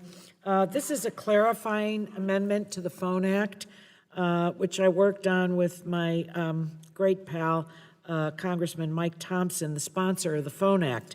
After the Atlas and Tubbs fires in October 2017, Congressman Thompson's constituents returned to what was left of their homes. Now, I went both to Napa and Solano counties, and to see what was left in so many situations, there was nothing left, only brick chimneys on properties. They looked like gravestones. It was a horrifying experience to see the aftermath of what had taken place. My colleagues will recall, I think, the moving testimony that the fire chief of Santa Rosa, Anthony Gosner, shared with us just 2 weeks ago, describing the heart-wrenching reality that his community faced after these fires. In the rebuilding process, many of them were frustrated to learn that not only did they lose their homes and all of their possessions, they also lost their phone numbers, which phone companies had given away. So this legislation, with my amendment, aims to fix that problem, and it does it in 3 ways. First, if the president issues a major disaster declaration and a governor designates a disaster area, phone numbers in that designated area cannot be reassigned for 1 year. Second, if someone in the disaster area needs more than a year, they can get a 2-year extension for a total of 3 years. This is important because in some disasters, recovery takes many years. The rebuilding process has taken over 6 years in some areas devastated by Superstorm Sandy. Third, the bill allows consumers who demonstrate that their home is inaccessible or uninhabitable to cancel phone service without a cancellation fee. The bill also prohibits resubscription fees when consumers get phone service somewhere else in the area. So to me, this policy is simple, it's powerful, and it's necessary. I worry that some of my colleagues who may oppose the bill understate the significance of someone's phone number. One of the first things that I remember my parents teaching me was to memorize my home phone number, Baldwin 95114. I still remember it, and that's a long, long time ago. So our phone numbers really are part of our identity. Now, while many have cut the cord and are opting to live with just cell phones, it's important to consider who depends on landlines. They are older Americans and retirees. They often have multiple doctors, caregivers, and loved ones using long-held phone numbers. So the legal effect and intent of this bill are purposefully narrow, to plug a small gap in the law, but this gap means the world to consumers, and they're our constituents, and that's who it's really written for to protect. It was unimaginable devastation in Congressman Thompson's district that drove him to draft this bill. And there were so many in the community that contacted him. He didn't just make this up out of thin air to write a bill. So the leading scientists tell us that we should expect even more frequent and intense disasters. And I hope that doesn't come true for anyone here. But if it does, my sensibilities are that we will have constituents that will contact us on this issue as well. So I think this called the Phone Act is a common sense bill, my colleagues, and I urge you to support the amendment and the underlying bill. And with that, I yield back the balance of my time. Gentlelady yields back as their. Mr. Chairman, move to with strike the purpose, last as the word. gentleman's recognized for 5 Thank you, minutes. Mr. Chairman, and I understand that the amendment in the nature of substitute for H.R. 1289, the Phone Act, would require that phone companies cannot reassign phone numbers of subscribers that have been affected during an emergency, except for at the request of a subscriber during a covered period. And while we're not here to discuss the coronavirus, hypothetically, under this legislation, if the president made a declaration of major disaster under Section 401 of the Robert T. Stafford Disaster Relief and Emergency Assistance Act due to the coronavirus, would this bill apply? And that's a question I have for council. Congressman, in order for the protections in this AINS to apply, two things have to happen, as you note. First, the president would have to issue a major disaster declaration. That first requires the governor of a state to request such. Second, under the bill, the governor of that state would have to designate a particular area as being one that, in the public interest, that state believed needed the protections of this act. So both of those things would have to happen. Now, in my state of Oregon, and I believe Washington, both governors have now declared states of emergency related to the coronavirus. We also had a flood in the same county where they, 2 weeks later, found a person that has now tested positive for coronavirus. So those folks are dealing with both. Now, I'm looking specifically at Section 2, subsection C, 2C on page 5 of the AINS. 2C5. Now that states that the provisions of this bill are applicable in the case of a disaster declaration by the president under the Stafford Act. So the text of the AINS also defines a designated area as a, quote, geographic area for which a state has submitted a public designation to the commission, stipulating the state has determined that the prohibitions described in this paragraph are necessary and in the public interest. So hypothetically, would the definition of a designated area allow a state to determine that these prohibitions are, quote, necessary in the public interest, close quote, due to something like the coronavirus? Congressman, the bill does not provide any prohibitions on how a state may determine a designated area, except, as you note, that a designated area means a geographic area for which a state has submitted a public designation to the commission stipulating that the state has determined that the prohibitions described in this paragraph are necessary and in the public interest. So I think what you said, being the non-lawyer that I am, is the answer is no. The president could declare a major disaster, and these provisions would apply. Is that right? No, Congressman. As I noted before, two things would need to happen. If the governors did what they did, and the president did what he did, if the state were to make a finding that an area was designated under this act as I just described on page 5, and the president determined that we were in a covered period pursuant to the Stafford Act, then the prohibitions would apply. but that could happen. I'm just hypothetically, or I'm not trying to get way out over our ski tips, but that could have happened with a situation such as the coronavirus. The bill doesn't limit. It doesn't say, for example, that you may not do this in the event of a coronavirus outbreak or anything like that. So there's no limit in that regard. Yeah, thank you. That's what I thought, and that's what our councils thought. Mr. Chairman, I know we've talked a lot today about process, regular order, and our concerns that the bill's subcommittees considering today may not have had adequate review. I'd like to point out that our concerns and complaints about process aren't simply something we're just here to complain about. We have a process for a reason. It's designated to ensure questions like these are raised and answered before the subcommittee has to cast a vote on legislation, and so on the way to full. So I think we all want to get to the right place on this bill. I just don't know that we're at the right place yet. Would the gentleman yield? Sure.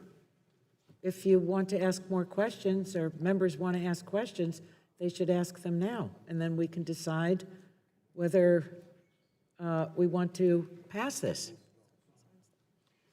It's really a very simple bill.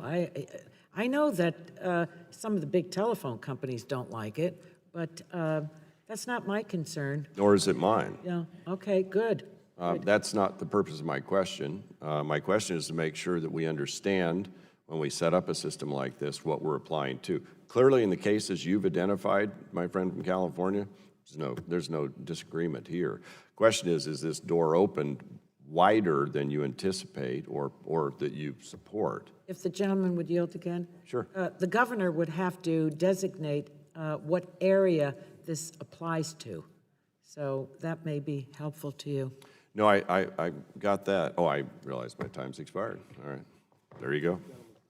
Gentleman's time has expired. Does anyone seek recognition on the, do you want to speak, Anna?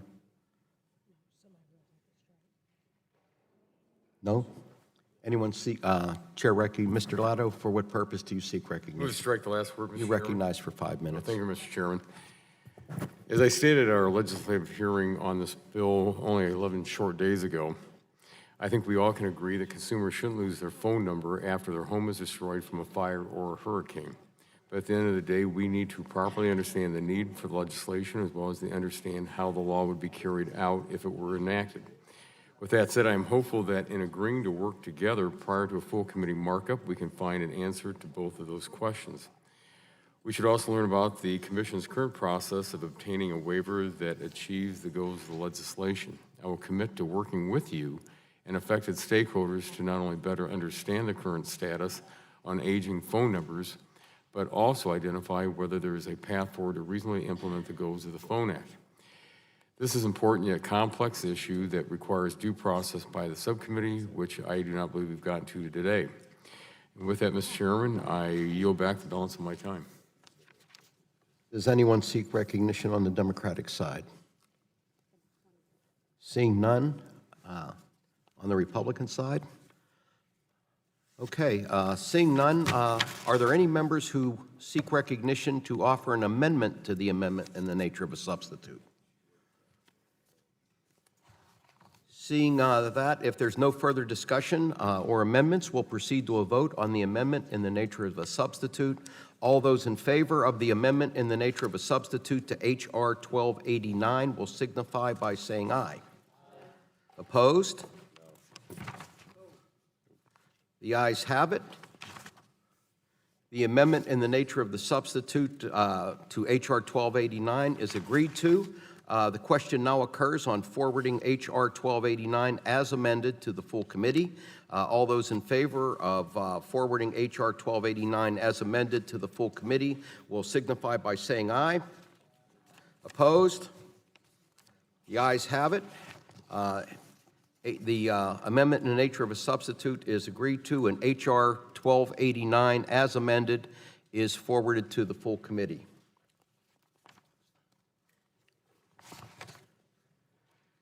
Chair now calls up H.Res. 549, reaffirming the commitment to media diversity and pledging to work with media entities and diverse stakeholders to develop common ground solutions to eliminate barriers to media diversity. The clerk will report the title of the bill. H.Res. 549, a resolution reaffirming the commitment to media diversity and pledging to work with media. Without objection, first reading of the bill will be dispensed with. The bill is now considered as read. Without objection, the bill is considered as read and open for amendment at any point. Are there any members seeking recognition to offer an amendment? Seeing none, are there any members seeking recognition to speak on the bill? Seeing none. If there's no further discussion, the chair will now ask for a vote on the bill as written. All those in favor of forwarding H.Res. 549 to the full committee will signify by saying aye. Opposed? The ayes have it. H.Res. 549 is forwarded to the full committee.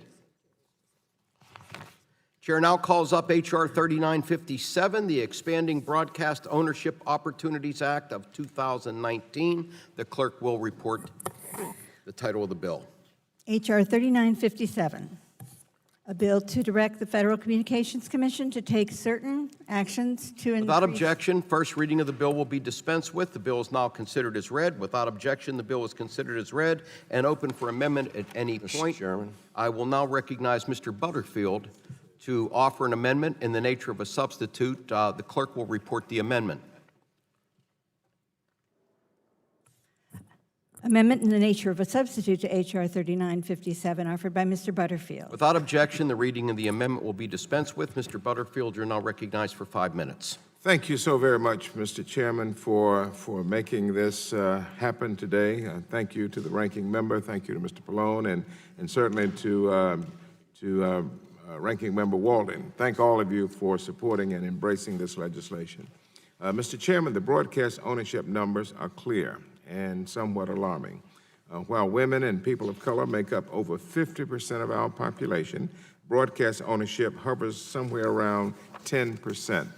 In the past, the FCC's licensing process emphasized licensing criteria such as prior broadcast experience, which often disqualified women and people of color from getting a license.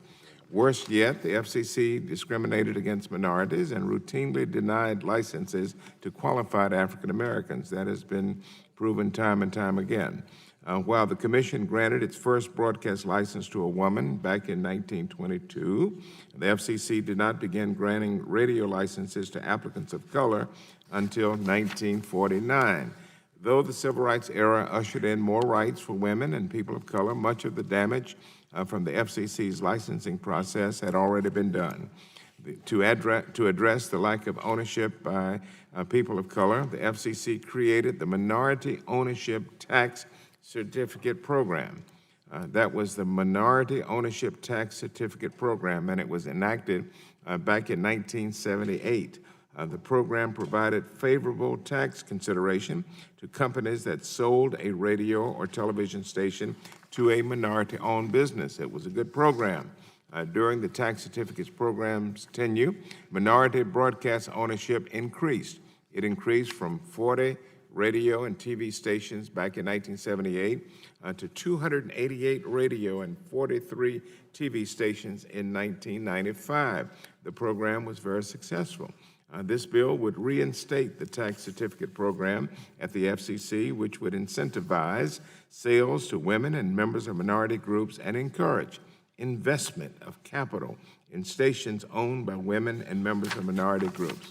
The bill also requires the FCC to make recommendations to Congress for increasing the number of broadcast stations owned by women and members of minority groups and submit to Congress a report every 2 years that discloses the total number of broadcast stations that are owned by women and minority groups. I believe there is widespread agreement among my colleagues that we must do more, and we can do more to bring equity to the media marketplace. The tax certificate has proven to be a successful and effective tool, and I urge my colleagues to support my amendment. I thank Mr. Walden for his opening statement earlier, indicating a willingness to embrace this amendment, and I thank you so very much. I yield back. Gentleman yields back. Is there any member seeking recognition to speak on the amendment in the nature of a substitute? Mr. Chairman? Mr. Chairman. I reserve a point of order. Well, I got to offer it first. Yeah, just a second. Okay. Do you wish to speak on the amendment This is in the the nature world's of a second substitute? greatest amendment today. You have an amendment to the I amendment. do, Mr. Chairman. I have an amendment at the desk. Clerk will report the amendment. Amendment to H.R. 3957, offered by Mr. Walden. Mr. Chairman? Strike Section 5 reserve and a point of- insert the following. Yeah, the Section clerk will, 5. the clerk, without objection, reading the amendment will be dispensed with. Ms. Matsui. Mr. Chairman, I reserve a point of order. Point of order is reserved. Chair recognizes Mr. Walden for 5 minutes. Well, thank you, Mr. Chairman. This amendment would establish a robust incubator program for radio and television stations. The incubator program would create an incentive for established broadcasters to mentor new entrants on the operations and management of a broadcast station and to help ensure their operational and financial viability once they're an owner. At our legislative hearing, we heard from witnesses about the challenges associated with new entrants, especially women and minorities, gaining access to capital. It was also mentioned at the hearing that many times such parties interested in entering the broadcast industry are not aware of which stations are on the market or what details are available. So that's why I believe that creating an incubator program, along with reinstating the tax certificate program, has the potential to truly promote diversity in the broadcast industry. Having an established broadcaster who has the knowledge and capital to run a broadcast station can help bring women and minorities into the industry by providing mentorship, making introductions, and leveraging their established reputations with creditors. This will also help create opportunities for a more diverse broadcast industry. This should not be a partisan issue. We all share the same goal here. Indeed, Mr. Butterfield's bill already includes a section, Section 5, dedicated to restoring this incubator program. It is in the bill before us today, so I think removing that provision is the wrong direction to go. We're voting on an amendment to do exactly that, unfortunately, in the end. So I'd also note this subcommittee heard testimony directly for this program, and at the legislative hearing held to examine the best ways to promote diversity in the broadcast industry, the witness from the National Association of Broadcasters, Ms. Sutter, testified that, and I quote, "We would encourage this committee to consider adding the incubator program to your consideration of things that can improve diversity in the industry, and we would also ask that you include television." She went on to say that Congress could do something to codify that along with the tax certificate. Those were her words. And so I thought that was a smart inclusion in the gentleman's underlying bill. I'm sorry to see the Ains remove it, and I have an amendment to put it back in. We're happy to work with you, Mr. Chairman, and members of the committee to ensure that we address concerns before the full committee markup.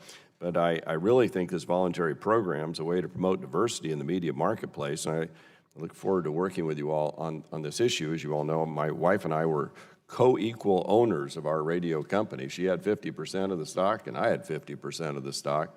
We were in small market radio and worked with a lot of our colleagues. And I just think this incubator program holds great promise to get more women, more diversity, more minorities into ownership. But I also know that it applies to the underlying bill, not the Ains. I respect that. And so it's my intent to having now made this very powerful and important statement to also offer to withdraw the amendment in accordance with our rules. And without objection, I would move to do so. I thank the gentleman, if I can be recognized very briefly. Yeah, gentleman withdraws his amendment. I thank the, Chair, I thank the Mr. Butterfield, for what purpose do you seek recognition? To strike the last word. Gentleman will suspend for 1 second. Do you move to strike the last word on the underlying bill? I do, Mr. Chairman. Chair's you're recognized for 5 minutes. Sure. I thank you, Mr. Walden, and you know more about broadcast than I will ever know, and I thank you so much for your willingness to work with us and to talk this through. This is an issue that we both care about. As we know, just last September, the Third Circuit struck down the FCC's incubator program because the FCC had failed to consider the effect the incubator program would have on ownership of broadcast media by women and racial minorities. Nothing in this amendment acknowledges this effect, and so I would urge my colleagues to reject the amendment because the sponsor has withdrawn it. I look forward to working with you as we move to the full committee markup. You raised some valid points, and it's worth exploring. Let's find a way to do it, and I thank the gentleman. I yield back. Gentleman yields back. Are there any further amendments? Is there any further discussion on the amendment in the nature of a substitute? Mr. O'Halloran, for what purpose do you seek recognition? Gentleman's recognized for 5 minutes. Thank you, Chairman Doyle. I would like to thank the ranking member, Walden, for his devout work on this important issue and the raising the importance of the broadcast incubator program. Promoting diversity in the media industry is important for the expression of many ideas that reach listeners and viewers everywhere. I believe a tailored incubator can help accomplish this goal. While I understand the gentleman is going to withdraw or has withdrawn his amendment, I hope he can continue to work in a bipartisan fashion to reach consensus on the structure of a robust incubator program for radio and television stations that participate. Thank you, and I yield to Mr. Walden. And I thank the gentleman, and I really have enjoyed working with him on this. It's an important topic. I want to thank you for your attention to this issue as well. Mr. Chairman, I would hope that given the support from members of both sides of the aisle and the subcommittee, the industry, and the diversity advocates, we can find a path forward here between now and full committee to permanently authorize a broadcast incubator program for both radio and television, especially as we have committed to working with you on all your priorities like the Resilient Networks Act. We would hope we'd be able to do the same thing here as we go forward on this bill as well. And would you be able to assure us of that? Of course. I thank you, and I am corrected that apparently my amendment would have been in order because it's written to the underlying bill, not the Ains. So crack staff has corrected me on that. So that does make it one of the two best amendments of the day. And I yield back. Gentleman yields back. Does anyone else seek recognition? Mr. Chairman, I Yes. withdraw my reservation. Gentlelady withdraws her point of order. If there's no further discussion or amendments, seeing none, we will proceed to a vote on the amendment in the nature of a substitute. All those in favor of the amendment in the nature of a substitute to H.R. 3957 will signify by saying aye. Opposed? The ayes have it. The amendment in the nature of a substitute to H.R. 3957 is agreed to. Chair now recommends Chair now asks for a vote on forwarding H.R. 3957 as amended to the full committee. All those in favor signify by saying aye. Aye. Opposed? H.R. 3957 as amended is forwarded to the full committee. Chair now calls up H.R. 5567, the Media Diversity Act of 2020. The clerk will report the title of the bill. H.R. 5567, a bill to amend the Communications Act of 1934 to require the Federal Communications Without Commission. objection, first reading of the bill will be dispensed with. The bill is now considered as read. Without objection, the bill is considered as read and open for amendment at any point. Are there any members seeking recognition to offer an amendment? Are there any members seeking recognition to speak on the bill? Wow, okay. If that's the case and there's no amendments and no further discussion, the chair will, the question occurs now on forwarding H.R. 5567 to the full committee. All those in favor will signify by saying aye. Aye. Opposed? The ayes have it. H.R. 5567 is forwarded to the full committee. Chair now calls up H.R. 5564, the Enhancing Broadcaster Diversity Data Act. The clerk will report the title of the bill. H.R. 5564, a bill to amend the Communications Act of 1934 to provide certain Without objection, requirements. first reading of the bill will be dispensed with. The bill is now considered as read. Without objection, the bill is considered as read and open for amendment at any point. Chair will now recognize Ms. Clark to offer an amendment in the nature of the substitute. The clerk will report the amendment. Amendment in the nature of a substitute to H.R. 5564, offered by Ms. Clark. Without objection, reading of the amendment will be dispensed with. Ms. Clark, you are now recognized for 5 minutes. Thank you, Mr. Chairman. My amendment is an amendment in the nature of a substitute. Last May, I, along with Senator Chris Van Hollen, sent a letter to FCC Chairman Ajit Pai, urging the Commission to restart the collection of data on workforce diversity in the media industry. Currently, the FCC is required by law to collect this information, yet has failed to do so. Without this information, the FCC and Congress are unable to identify industry trends and understand how the media industry is faring when it comes to employment diversity. Collecting this information seems to have been held up due to alleged constitutional concerns.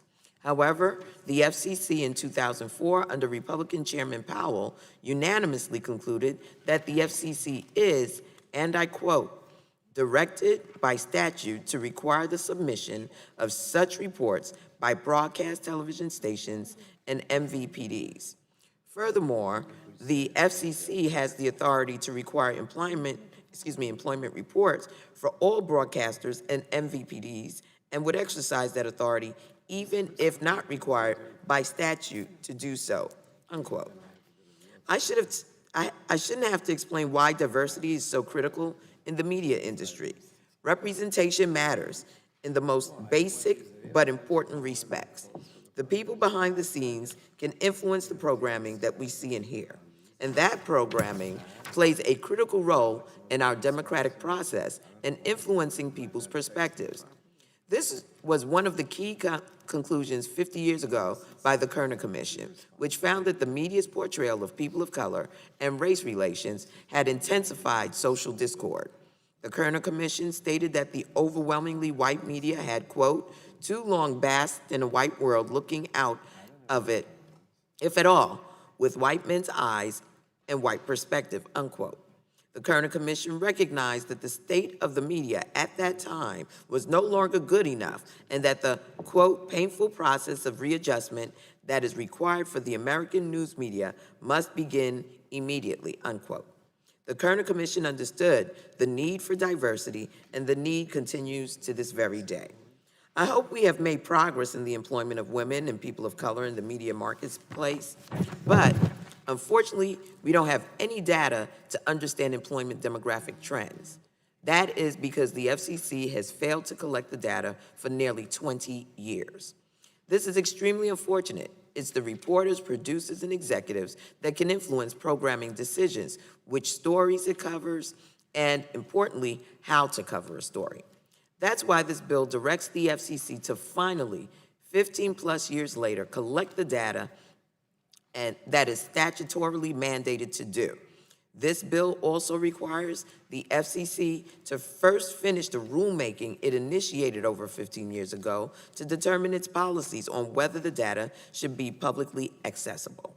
This bill addresses constitutional concerns by prohibiting the FCC from using the employment data to review license applications or assess compliance with the FCC's EEO rules. My bill also ensures that the data is analyzed and not simply reported. Finally, this bill creates a much-needed public searchable database regarding broadcast ownership data. Much like the employment diversity, ownership diversity can provide a window into the viewpoint diversity by identifying media outlets owned by women or people of color. We must stop paying lip service to the importance of employment diversity in the media industry, and I urge my colleagues to support my amendment. With that, Mr. Chairman, I yield back. General Lady yields back. Are there other members seeking recognition for what Mr. Chairman, purpose? Move to strike the last. Gentleman's recognized for 5 minutes. I've got some questions for counsel about the technical nature of this, and I certainly appreciate the goals of my friend, Ms. Clark, with this legislation. I'd like to get some clarification, though, of H.R. 5564's references to the FCC's EEO data collection. In 2001, the D.C. Circuit held that the FCC's EEO data collection was unconstitutional because it unlawfully pressured broadcasters to favor minorities in hiring processes. Now, in 2004, the Commission proposed reviving the EEO data collection by promising, and I'm quoting here directly from the 2004 NPRM reference in Section 2 of the bill, that it, and I quote, will not use the data in the reports to screen renewal applications or to assess compliance with our EEO regulations, close quote. Now, my understanding is the Commission believed this would safeguard against unconstitutionally pressuring broadcasters to adopt prohibited racial or gender preferences in hiring. So my question is whether reviving the EEO data collection today can be constitutional, because I'm concerned that we may risk subjecting the broadcast industry to potentially frivolous litigation. So counsel, under this Section 3 of the bill, the language prevents the Commission from using annual EEO reports in broadcaster license renewal proceedings or EEO compliance litigation. I'm trying to better understand the purpose of collecting this information, given the finding by the courts that this data led to unlawful discriminatory hiring practices. Would this language prohibit the Commission from using the data collected using Form 395B to review a transfer of a broadcast license? Congressman, as you point out on page 2 of the AINS in paragraph C, the Commission is prohibited from using form data collected through Form 395A or 395B or any successor forms to review broadcast license applications or broadcast license renewal applications or to assess compliance with the equal employment opportunity rules of the Commission. And so does that include transfers? The language of the bill as written says to renew broadcast license applications and broadcast license renewal applications. So not transfers? Just the two I mentioned, broadcast license applications and renewal applications. So if the bill were to be enacted into law, there's nothing in this text that would prevent the Commission from using the EO data collected to unlawfully pressure broadcasters to favor minorities in hiring processes? Again, Congressman, the two prohibitions that are written out in the bill prohibit the Commission from using its data in both Form 395A and 395B to review broadcast license applications, broadcast license renewal applications, or to assess compliance with equal employment opportunity rules of the Commission. So I'm going to take that as a general no. I've got another question.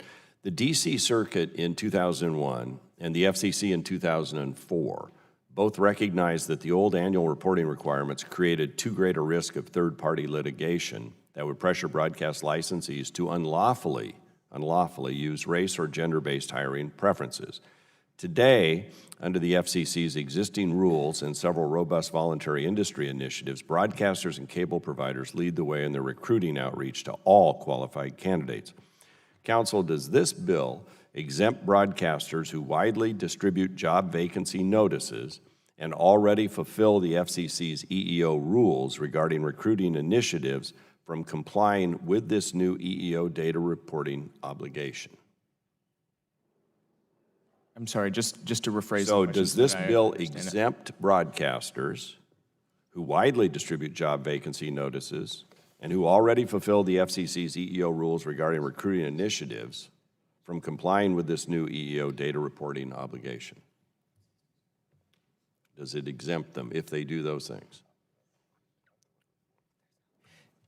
There is no specific exemption of the type that you referred to in the legislation. So then broadcasters that already fulfill the FCC's EEO rules are going to be subject to additional EEO regulatory requirements? Congressman, the bill stipulates that the Commission, 1 year after the completion of the rulemaking required to be done 18 months after the enactment of the Act, the Commission shall begin collecting data using Form 395A and Form 395B. The bill doesn't specify beyond that what or how it might collect, only that it must collect. Gentleman's time has expired. Who seeks recognition on the Democratic side? Ms. Esho, for what purpose do you seek recognition?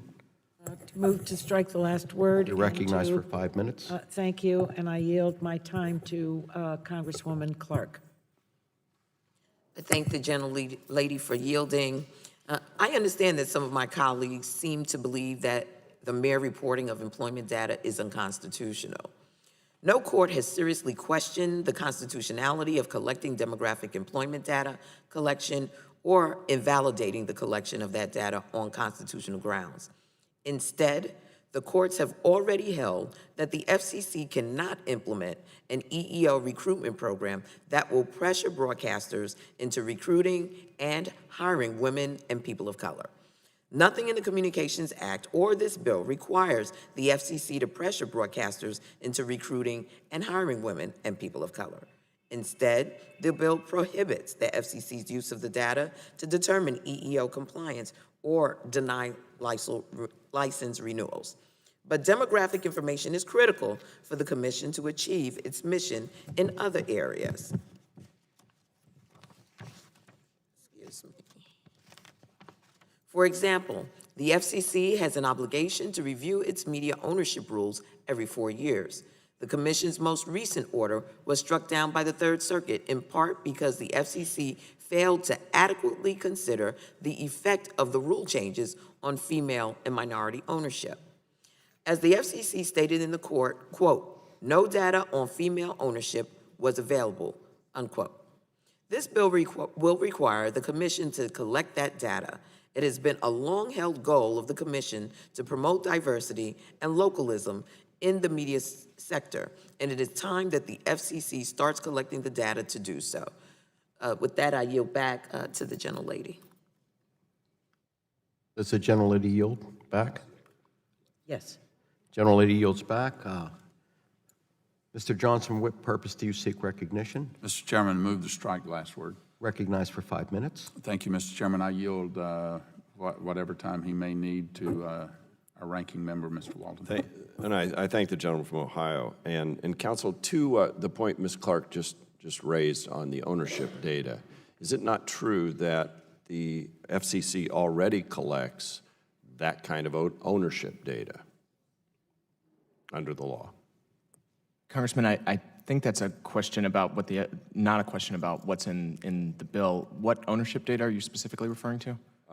As to minority ownership of broadcast stations, licensees. So I again, believe that's already.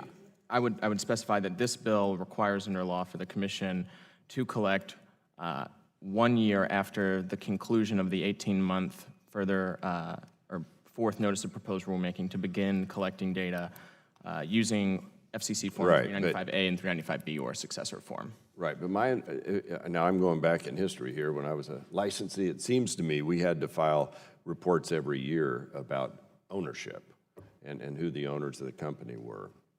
And I thought it included the very data that Ms. Clark, and we share that, there's no argument here, but I think that already happens. I think the industry, having been in it, it's one of the more regulated industries in the media marketplace already, and obviously under a lot of downward pressure to compete in the digital age. So it's important to increase diversity in employment and ownership. I fully agree with that in the broadcasting industry, but we also have to be careful not to enact policies that place unnecessary compliance burdens or potentially unconstitutional ones on the industry. So we're open to working with you to find a way to move this legislation forward to accomplish the goals that we share, and in trying to achieve more diversity in ownership and employment in the industry and especially in the broadcast industry. So we'd like to work with you, Ms. Clark, on that, go into full. I think this is a technical issue we could find a way through that would achieve the goal of your bill. So with that, Mr. Chairman, I yield back to the gentleman from Ohio. Does the gentleman yield back? Mr. Chairman, I yield back. Gentleman yields back. Is there anyone on the Democratic side? Mr. Soto, for what purpose do you seek recognition? Move to strike the last word. Gentleman's recognized for 5 minutes. Thank you, Mr. Chairman. I did locate an October 1st, 2017 report by the FCC, and it explains why we have to be so vigilant in this area. Women own 5.8% of Class A television stations, and looking downward, looking at commercial radio, 7.2%. When we look to racial minorities, we're looking at 2.4% ownership of Class A television stations, 2.9% commercial radio stations. And so what I believe Representative Clark is doing is trying to go further than just one report on this issue with a searchable database, but it also shows what a compelling state interest we have in looking at this area, since we're talking single-digit numbers. Would the gentleman just yield? I have just a question on the report. Is that an ownership report? That's correct, and I believe we're going beyond this with employment and the like. Yeah, but and from what year was that? 2017. Okay, and it does list the diversity data there? The percentages for one report, but I believe Ms. Clark is, I reclaim my time. Ms. Clark is looking at an ownership database as well as other ways to make this easier for folks to report on. And with that, I want to yield to Representative Clark for any other comments she may have.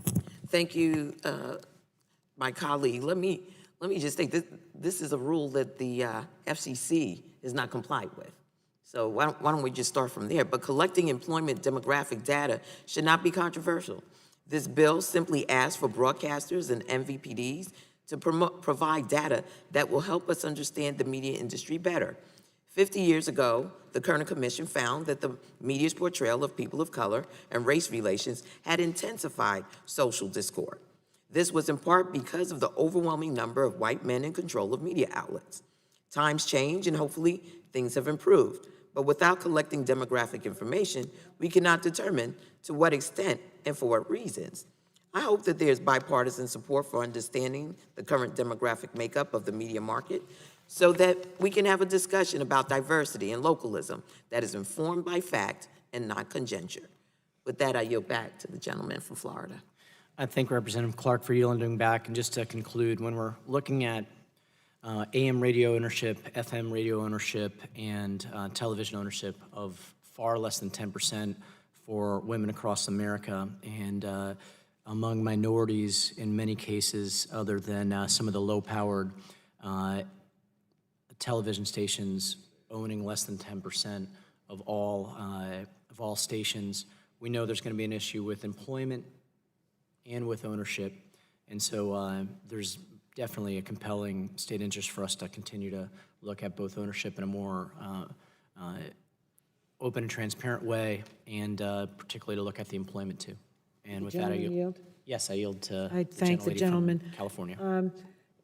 I'm just, in listening to this very important discussion, I've been on this subcommittee for 26 years. This is not the first time this issue has come up. Over and over and over and over again, there have been efforts to improve on the numbers. The numbers are constantly read into the record, how few minorities, how few women. I think the only way that we're really going to make some headway on this is that we make it a priority and we push forward and we stay on it. These things don't happen all by themselves. They have to be, it really has to come from the top of an organization, a top priority of the Congress. And I think that we really owe it to the people of our country. These are really shameful numbers. I mean, this is the second decade of the 21st century. It's not 1956. So I commend the gentlewoman for raising this and the legislation that she has, and I hope everyone will support it. It's an area that really needs to catch up with the times. I thank the gentleman and yield back to him. I thank the gentlelady from California and would just close by saying, obviously communications, radio stations, television stations are fundamental to First Amendment and to information for our citizenry, and so that diversity priority is something we can work together on to improve, and I yield back. Gentleman yields back. Any member on the Republican side? For what purpose does Mr. Gianforte seek recognition? I'd move to strike the last word. Gentleman's recognized for 5 minutes. Yeah, I'd like to yield to the gentleman from Oregon, the ranking member of the Energy and Commerce Committee. And I thank the gentleman from Montana. And I agree with the discussion here in terms of getting more diversity. That's why we're moved the amendment on the incubator program. We heard from witnesses before this very committee, if you want to do something to get more women into ownership and into broadcasting, if you want more minorities into ownership and broadcasting, they pleaded with us to move forward on the incubator program, which for some reason got stricken from the underlying bill we considered a few moments ago. I hope we'll work on finding a way forward in a bipartisan way on the incubator program, because we heard that would actually help. Second, when I think about the landscape of media, the broadcast business I left 13 years ago is much different today, and the media landscape's much different. And we should be talking about all those elements. I know certainly in Silicon Valley this is a big issue about diversity.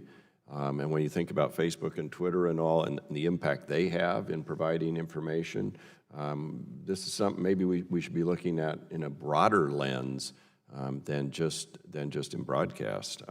It strikes me that this has been a big issue and continues to be one in our country that we'll find common ground on this. I'm all on board. I just want to make sure we don't end up in a situation that sets us up for failure with a requirement that the next court goes, yeah, that one's unconstitutional too.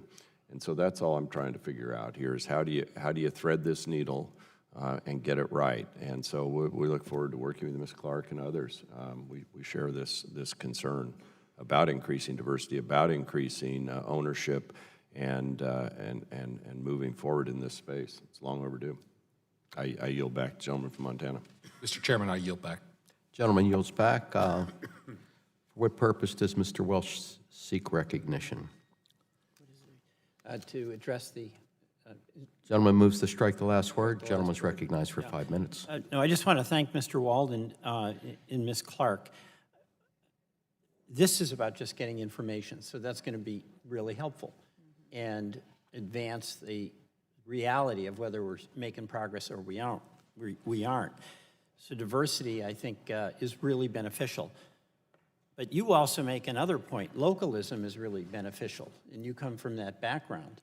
And these news deserts that we have, the loss of local media, especially radio, that is totally community-centered, in the agglomeration of media outlets, I think is detrimental to the dialogue that we have to have in our communities. So I think the combination of Ms. Clark's gathering of information under this legislation, it lets us know whether there is diversity, and there isn't right now. So let's get the info. And then localism. And then the third prong is what's the responsibility of these huge social media organizations where they basically are not at all monitoring some of the outrageous content that's on there and have none of the responsibilities that a local newspaper has. And it's profitable for them, but bad for our democracy. So I'm very pleased that Ms. Clark's legislation, because it's real and concrete, your commitment and experience with the importance of local news and local communication outlets, and then a big challenge for our committee is what are we going to do about the basically wildly free hand that the big social media platforms have to profiteer at the expense of our democratic values. Would the gentleman yield? Just yes. On the point of localism, just from my own experience, I grew up in that era. I mean, back in even my father's day, we had mobile units in his Scout and in his Bronco, and we'd go out and cover accidents and fires and all that, and I did all that. When my wife and I bought the 2 radio stations in the next market over, they were pretty distressed. They had no wire service, no AP, no United Press International. They had a news guy that was kind of on his last legs. And by combining, we were able to restore, grouping up a little bigger. We actually started doing local sports. We started expanding the local news. And then we could share within the 2 communities. They're 20 miles apart, but they're kind of the same region. And now with the advent of this internet thing, right? So now you can transfer files back and forth, cover both towns, the whole region better because that. So I think we have to watch. There's a difference between sort of building up a big enough economic entity to actually do more as opposed to, sucking everything out. And so localism is the lifeblood of local broadcast and remains so because content's king, how you deliver it's really changing rapidly, and that's a challenge. And so I appreciate your comments and what Ms. Clark's trying to accomplish here as well. So I yield back. Thank you. Gentleman yields back. Does anyone else seek recognition to speak on this amendment? Okay. Are there any members who seek recognition to offer an amendment to the amendment in the nature of a substitute? Seeing none, if there's no further discussion or amendments, we'll proceed to a vote on the amendment in the nature of a substitute. All those in favor of the amendment in the nature of a substitute to H.R. 5564 will signify by saying aye. Opposed? The ayes have it, and the amendment in the nature of a substitute to H.R. 5564 is agreed to. The question now occurs on forwarding H.R. 5564 as amended to the full committee. All those in favor of forwarding H.R. 5564 as amended to the full committee will signify by saying aye. Opposed? The ayes have it, and H.R. 5564 as amended is forwarded to the full committee. And finally, last but certainly not least, the chair calls up H.R. 4855, the C-Band Act. The clerk will report the title of the bill. H.R. 4855, a bill to amend the Communications Act of 1934 to provide for an auction of C-band spectrum and for... Without objection, first reading of the bill will be dispensed with. The bill is now considered as read. Without objection, the bill is considered as read and open for amendment. Chair recognizes himself for 5 minutes. I want to once again thank my good friend, Ms. Matsui, as well as our colleagues, Mr. Johnson and Mr. Gianforte, for their support of this bill.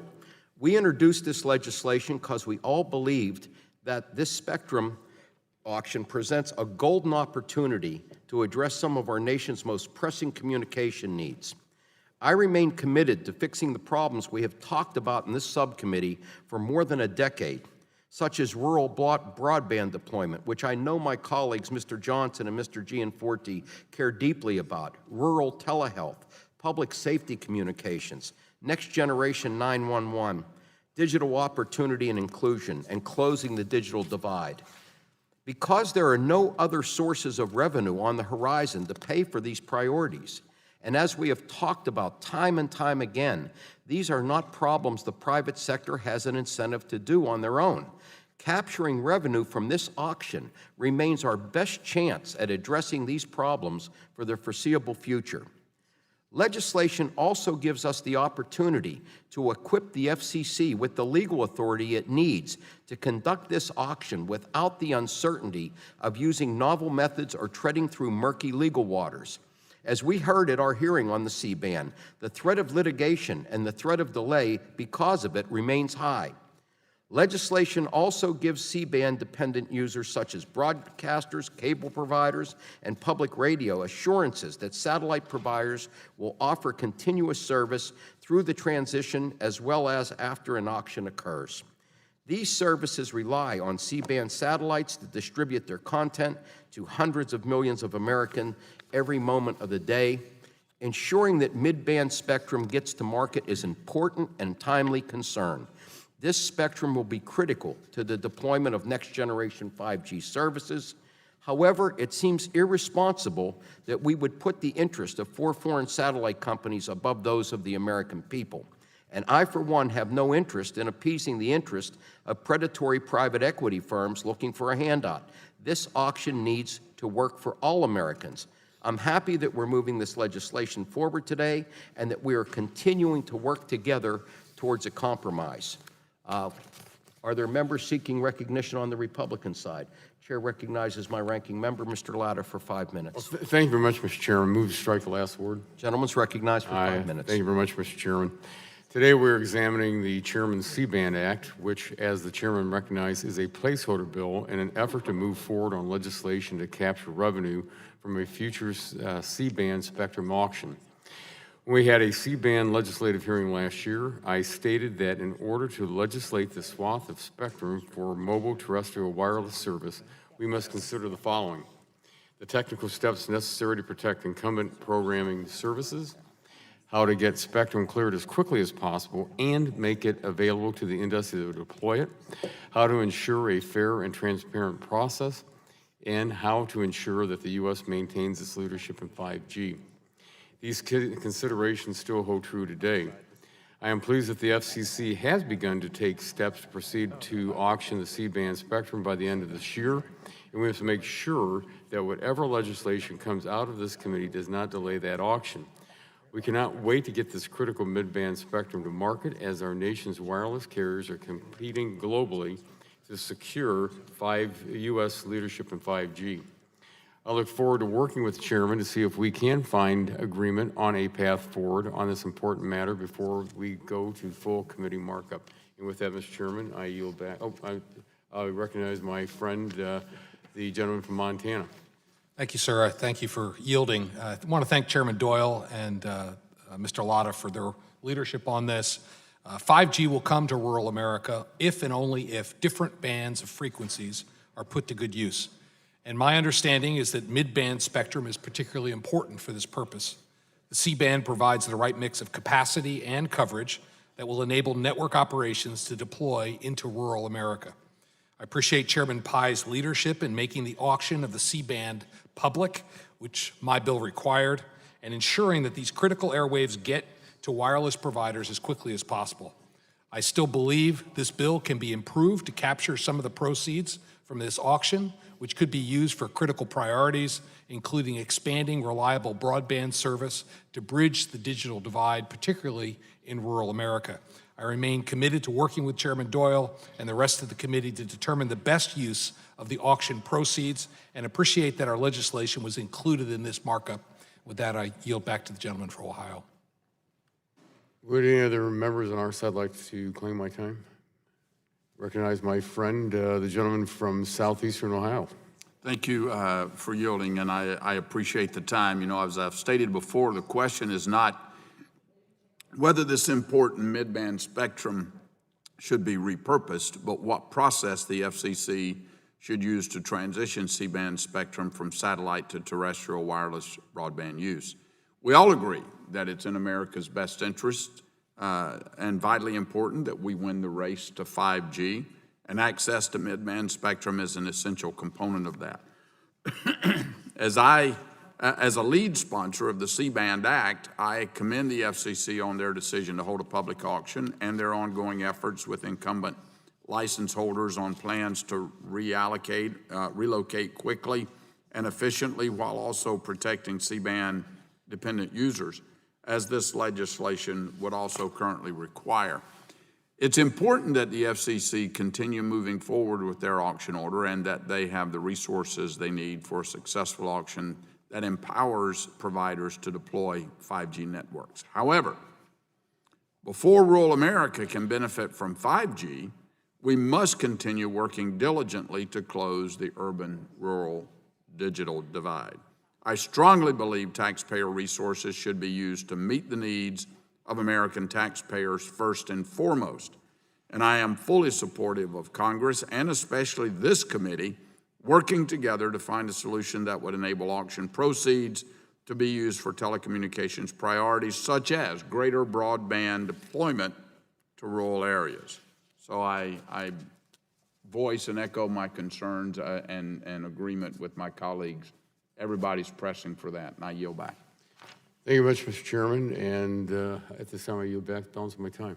Gentleman yields back. Who seeks recognition on the Chairman? Democratic? For what purpose does Ms. Matsui seek recognition? I move to strike the last word. Gentlelady is recognized for 5 minutes.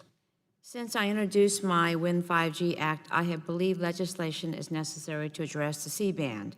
By moving this bill forward today, we are maintaining an opportunity for a legislative vehicle that ensures important congressional priorities receive funding while providing stability for the auction.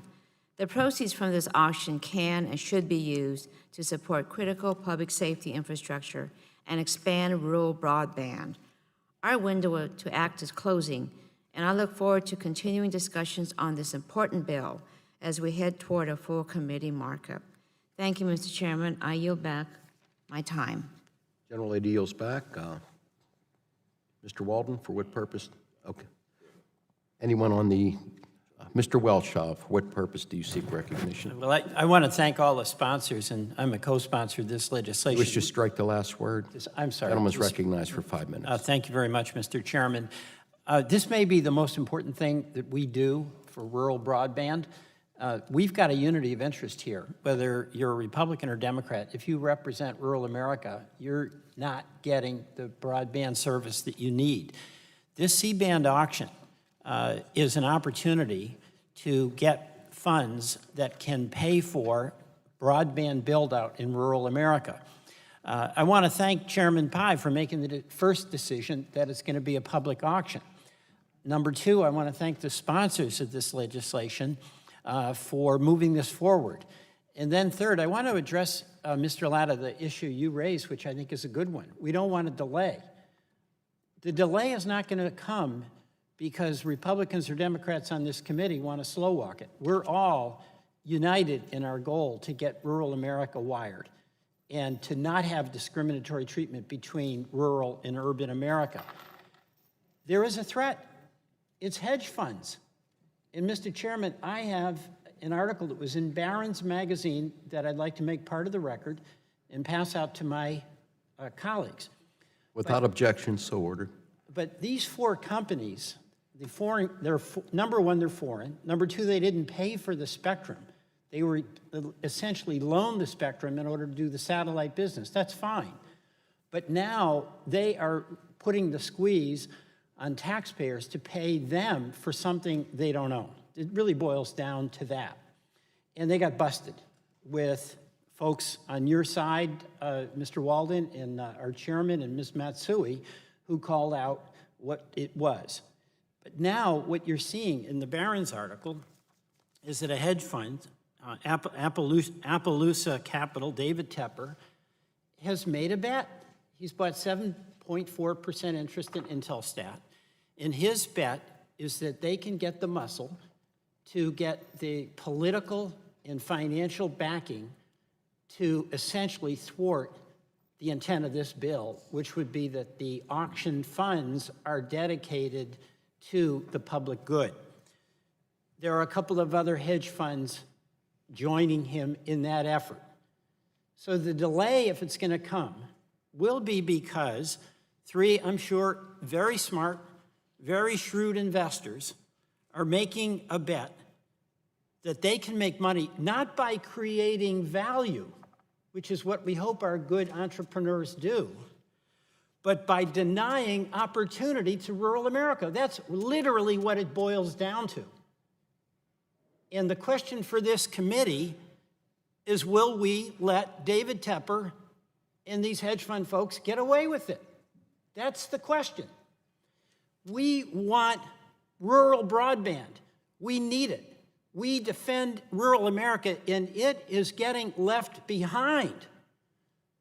And you know what? There's some folks out there, David Tepper, obviously one of them, he doesn't care. This is an opportunity for him. But we've got news for him and others. We do care. We care, and we're going to act to make certain that this public good, and thank you, Chairman Pai, for the public option, or the public auction, is going to be used for the benefit of rural America. I yield back. And I would like to pass out this Barron's article, which I hope all my colleagues read. Yeah, without objection, so ordered. Is there anyone on the Republican side seeking recognition? Mr. Soto, for what purpose do you seek recognition? To strike the last word. Recognized for 5 minutes. Thank you, Chairman. This C-band spectrum auction, like many have said, is a tremendous opportunity. We've heard estimates of $13 to $14 billion can be generated to finally help bridge the rural broadband divide. Rural enclaves like Yeehaw Junction, Frostproof, Kenansville in Florida's 9th Congressional District and other areas could be served well by getting the financial resources together to deploy in areas that otherwise may not be as economically viable for the private sector. I worry about students in my rural areas that have all their homework assignments online and have to do a lot of research online and don't have access to it, or the small businesses in our rural area who are trying to compete in a state, national, and international global business market and need access to the internet. I also think there's an opportunity as we go forward and raise this money from the auction. Another troubling trend is that we no longer have any domestic telecom production capacity here in the United States. There's some with our allies in Europe, but I believe as we go through with other bills in how we guide this rural broadband development, that we should consider using this also as an opportunity to boost a nascent and underwhelming domestic telecom production as we face issues from other countries that seek to spy on us. So hopefully that's another bill that the committee can consider as we go forward so that we could really kickstart American-made telecom technology again. And I yield back. Thank you, Chairman. Gentleman yields back. Seeing no one on the Republican side. Mr. O'Halloran, for what purpose do you seek recognition? Strike the last word. Gentleman's recognized for 5 minutes. Thank you, Mr. Chairman. I'll make it as brief as I can. As I watch TV these days, I see commercial after commercial after commercial on the speed of 5G. And it all has everything to do with urban areas. There's nothing mentioned of, and the speed at which this is going to occur for these types of areas. Then we take a look at rural America and tribal lands across America, and we see that there's nothing out there about 5G. In fact, the need for even catching up a little bit, this process is expanding the gap, it's not closing the gap. And that gap is so necessary for our ability to maintain the quality of life of people in rural America, the education of children in rural America, the ability for us to have medical services that provide, whether it's telemedicine or eventually surgery by remote doctors, to be able to address those issues. And I'm just perplexed on why we were even considering doing what now is not going to occur. But where this money goes is important. If this money just goes back in and doesn't reinvest it into the needs of rural America, we are doing the wrong thing. If this money just languishes out there and somebody finds another way to reinvest it in suburban and urban areas without the vision of what the people of rural America mean, it's where our food comes from, our water, our energy. You can go on and on. But it takes people to do all that. And those children out there need that education. Those people need health care in order to have them stay there in the first place. Otherwise, they're not going to be able to compete. And that by them not being able to compete means that those families are going to have to move. Because like me and everybody else probably here, we want our children educated at the highest level possible. And that means getting this 5G process and this gap closed as soon as possible. And I yield. Gentleman yields back. Seeing no one on the Republican side, Chair recognizes Ms. Clark. For what purpose do you seek recognition? Thank you, Mr. Chairman. I'd like to strike the last word. Recognized for 5 minutes. Mr. Chairman, I'd like to yield to you. I thank the gentlelady. I would just note for the record that we are moving forward with a bill to authorize a C-band auction as a placeholder so that we may continue discussions regarding on how to authorize a C-band auction and use the proceeds of such auction for congressional spending priorities, among other things. But the bill before us today does not do that because it is, as I've just said, just a placeholder as we continue our negotiations. Any legislation that moves forward, however, will need to address those congressional spending priorities. Is that your understanding, Mr. Walden? If the gentleman yield. I yield.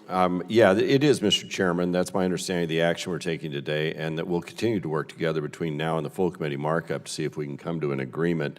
And while I'm glad you want to work together in this bipartisan agreement, and I know you are, we've met several times on this issue, I have to, again, express my frustration. We'd hoped to be able to be in this place last fall and could have been ahead of the FCC and their final decision going forward and really led on this. Look, 5G relies on making mid-band spectrum available to market as soon as possible.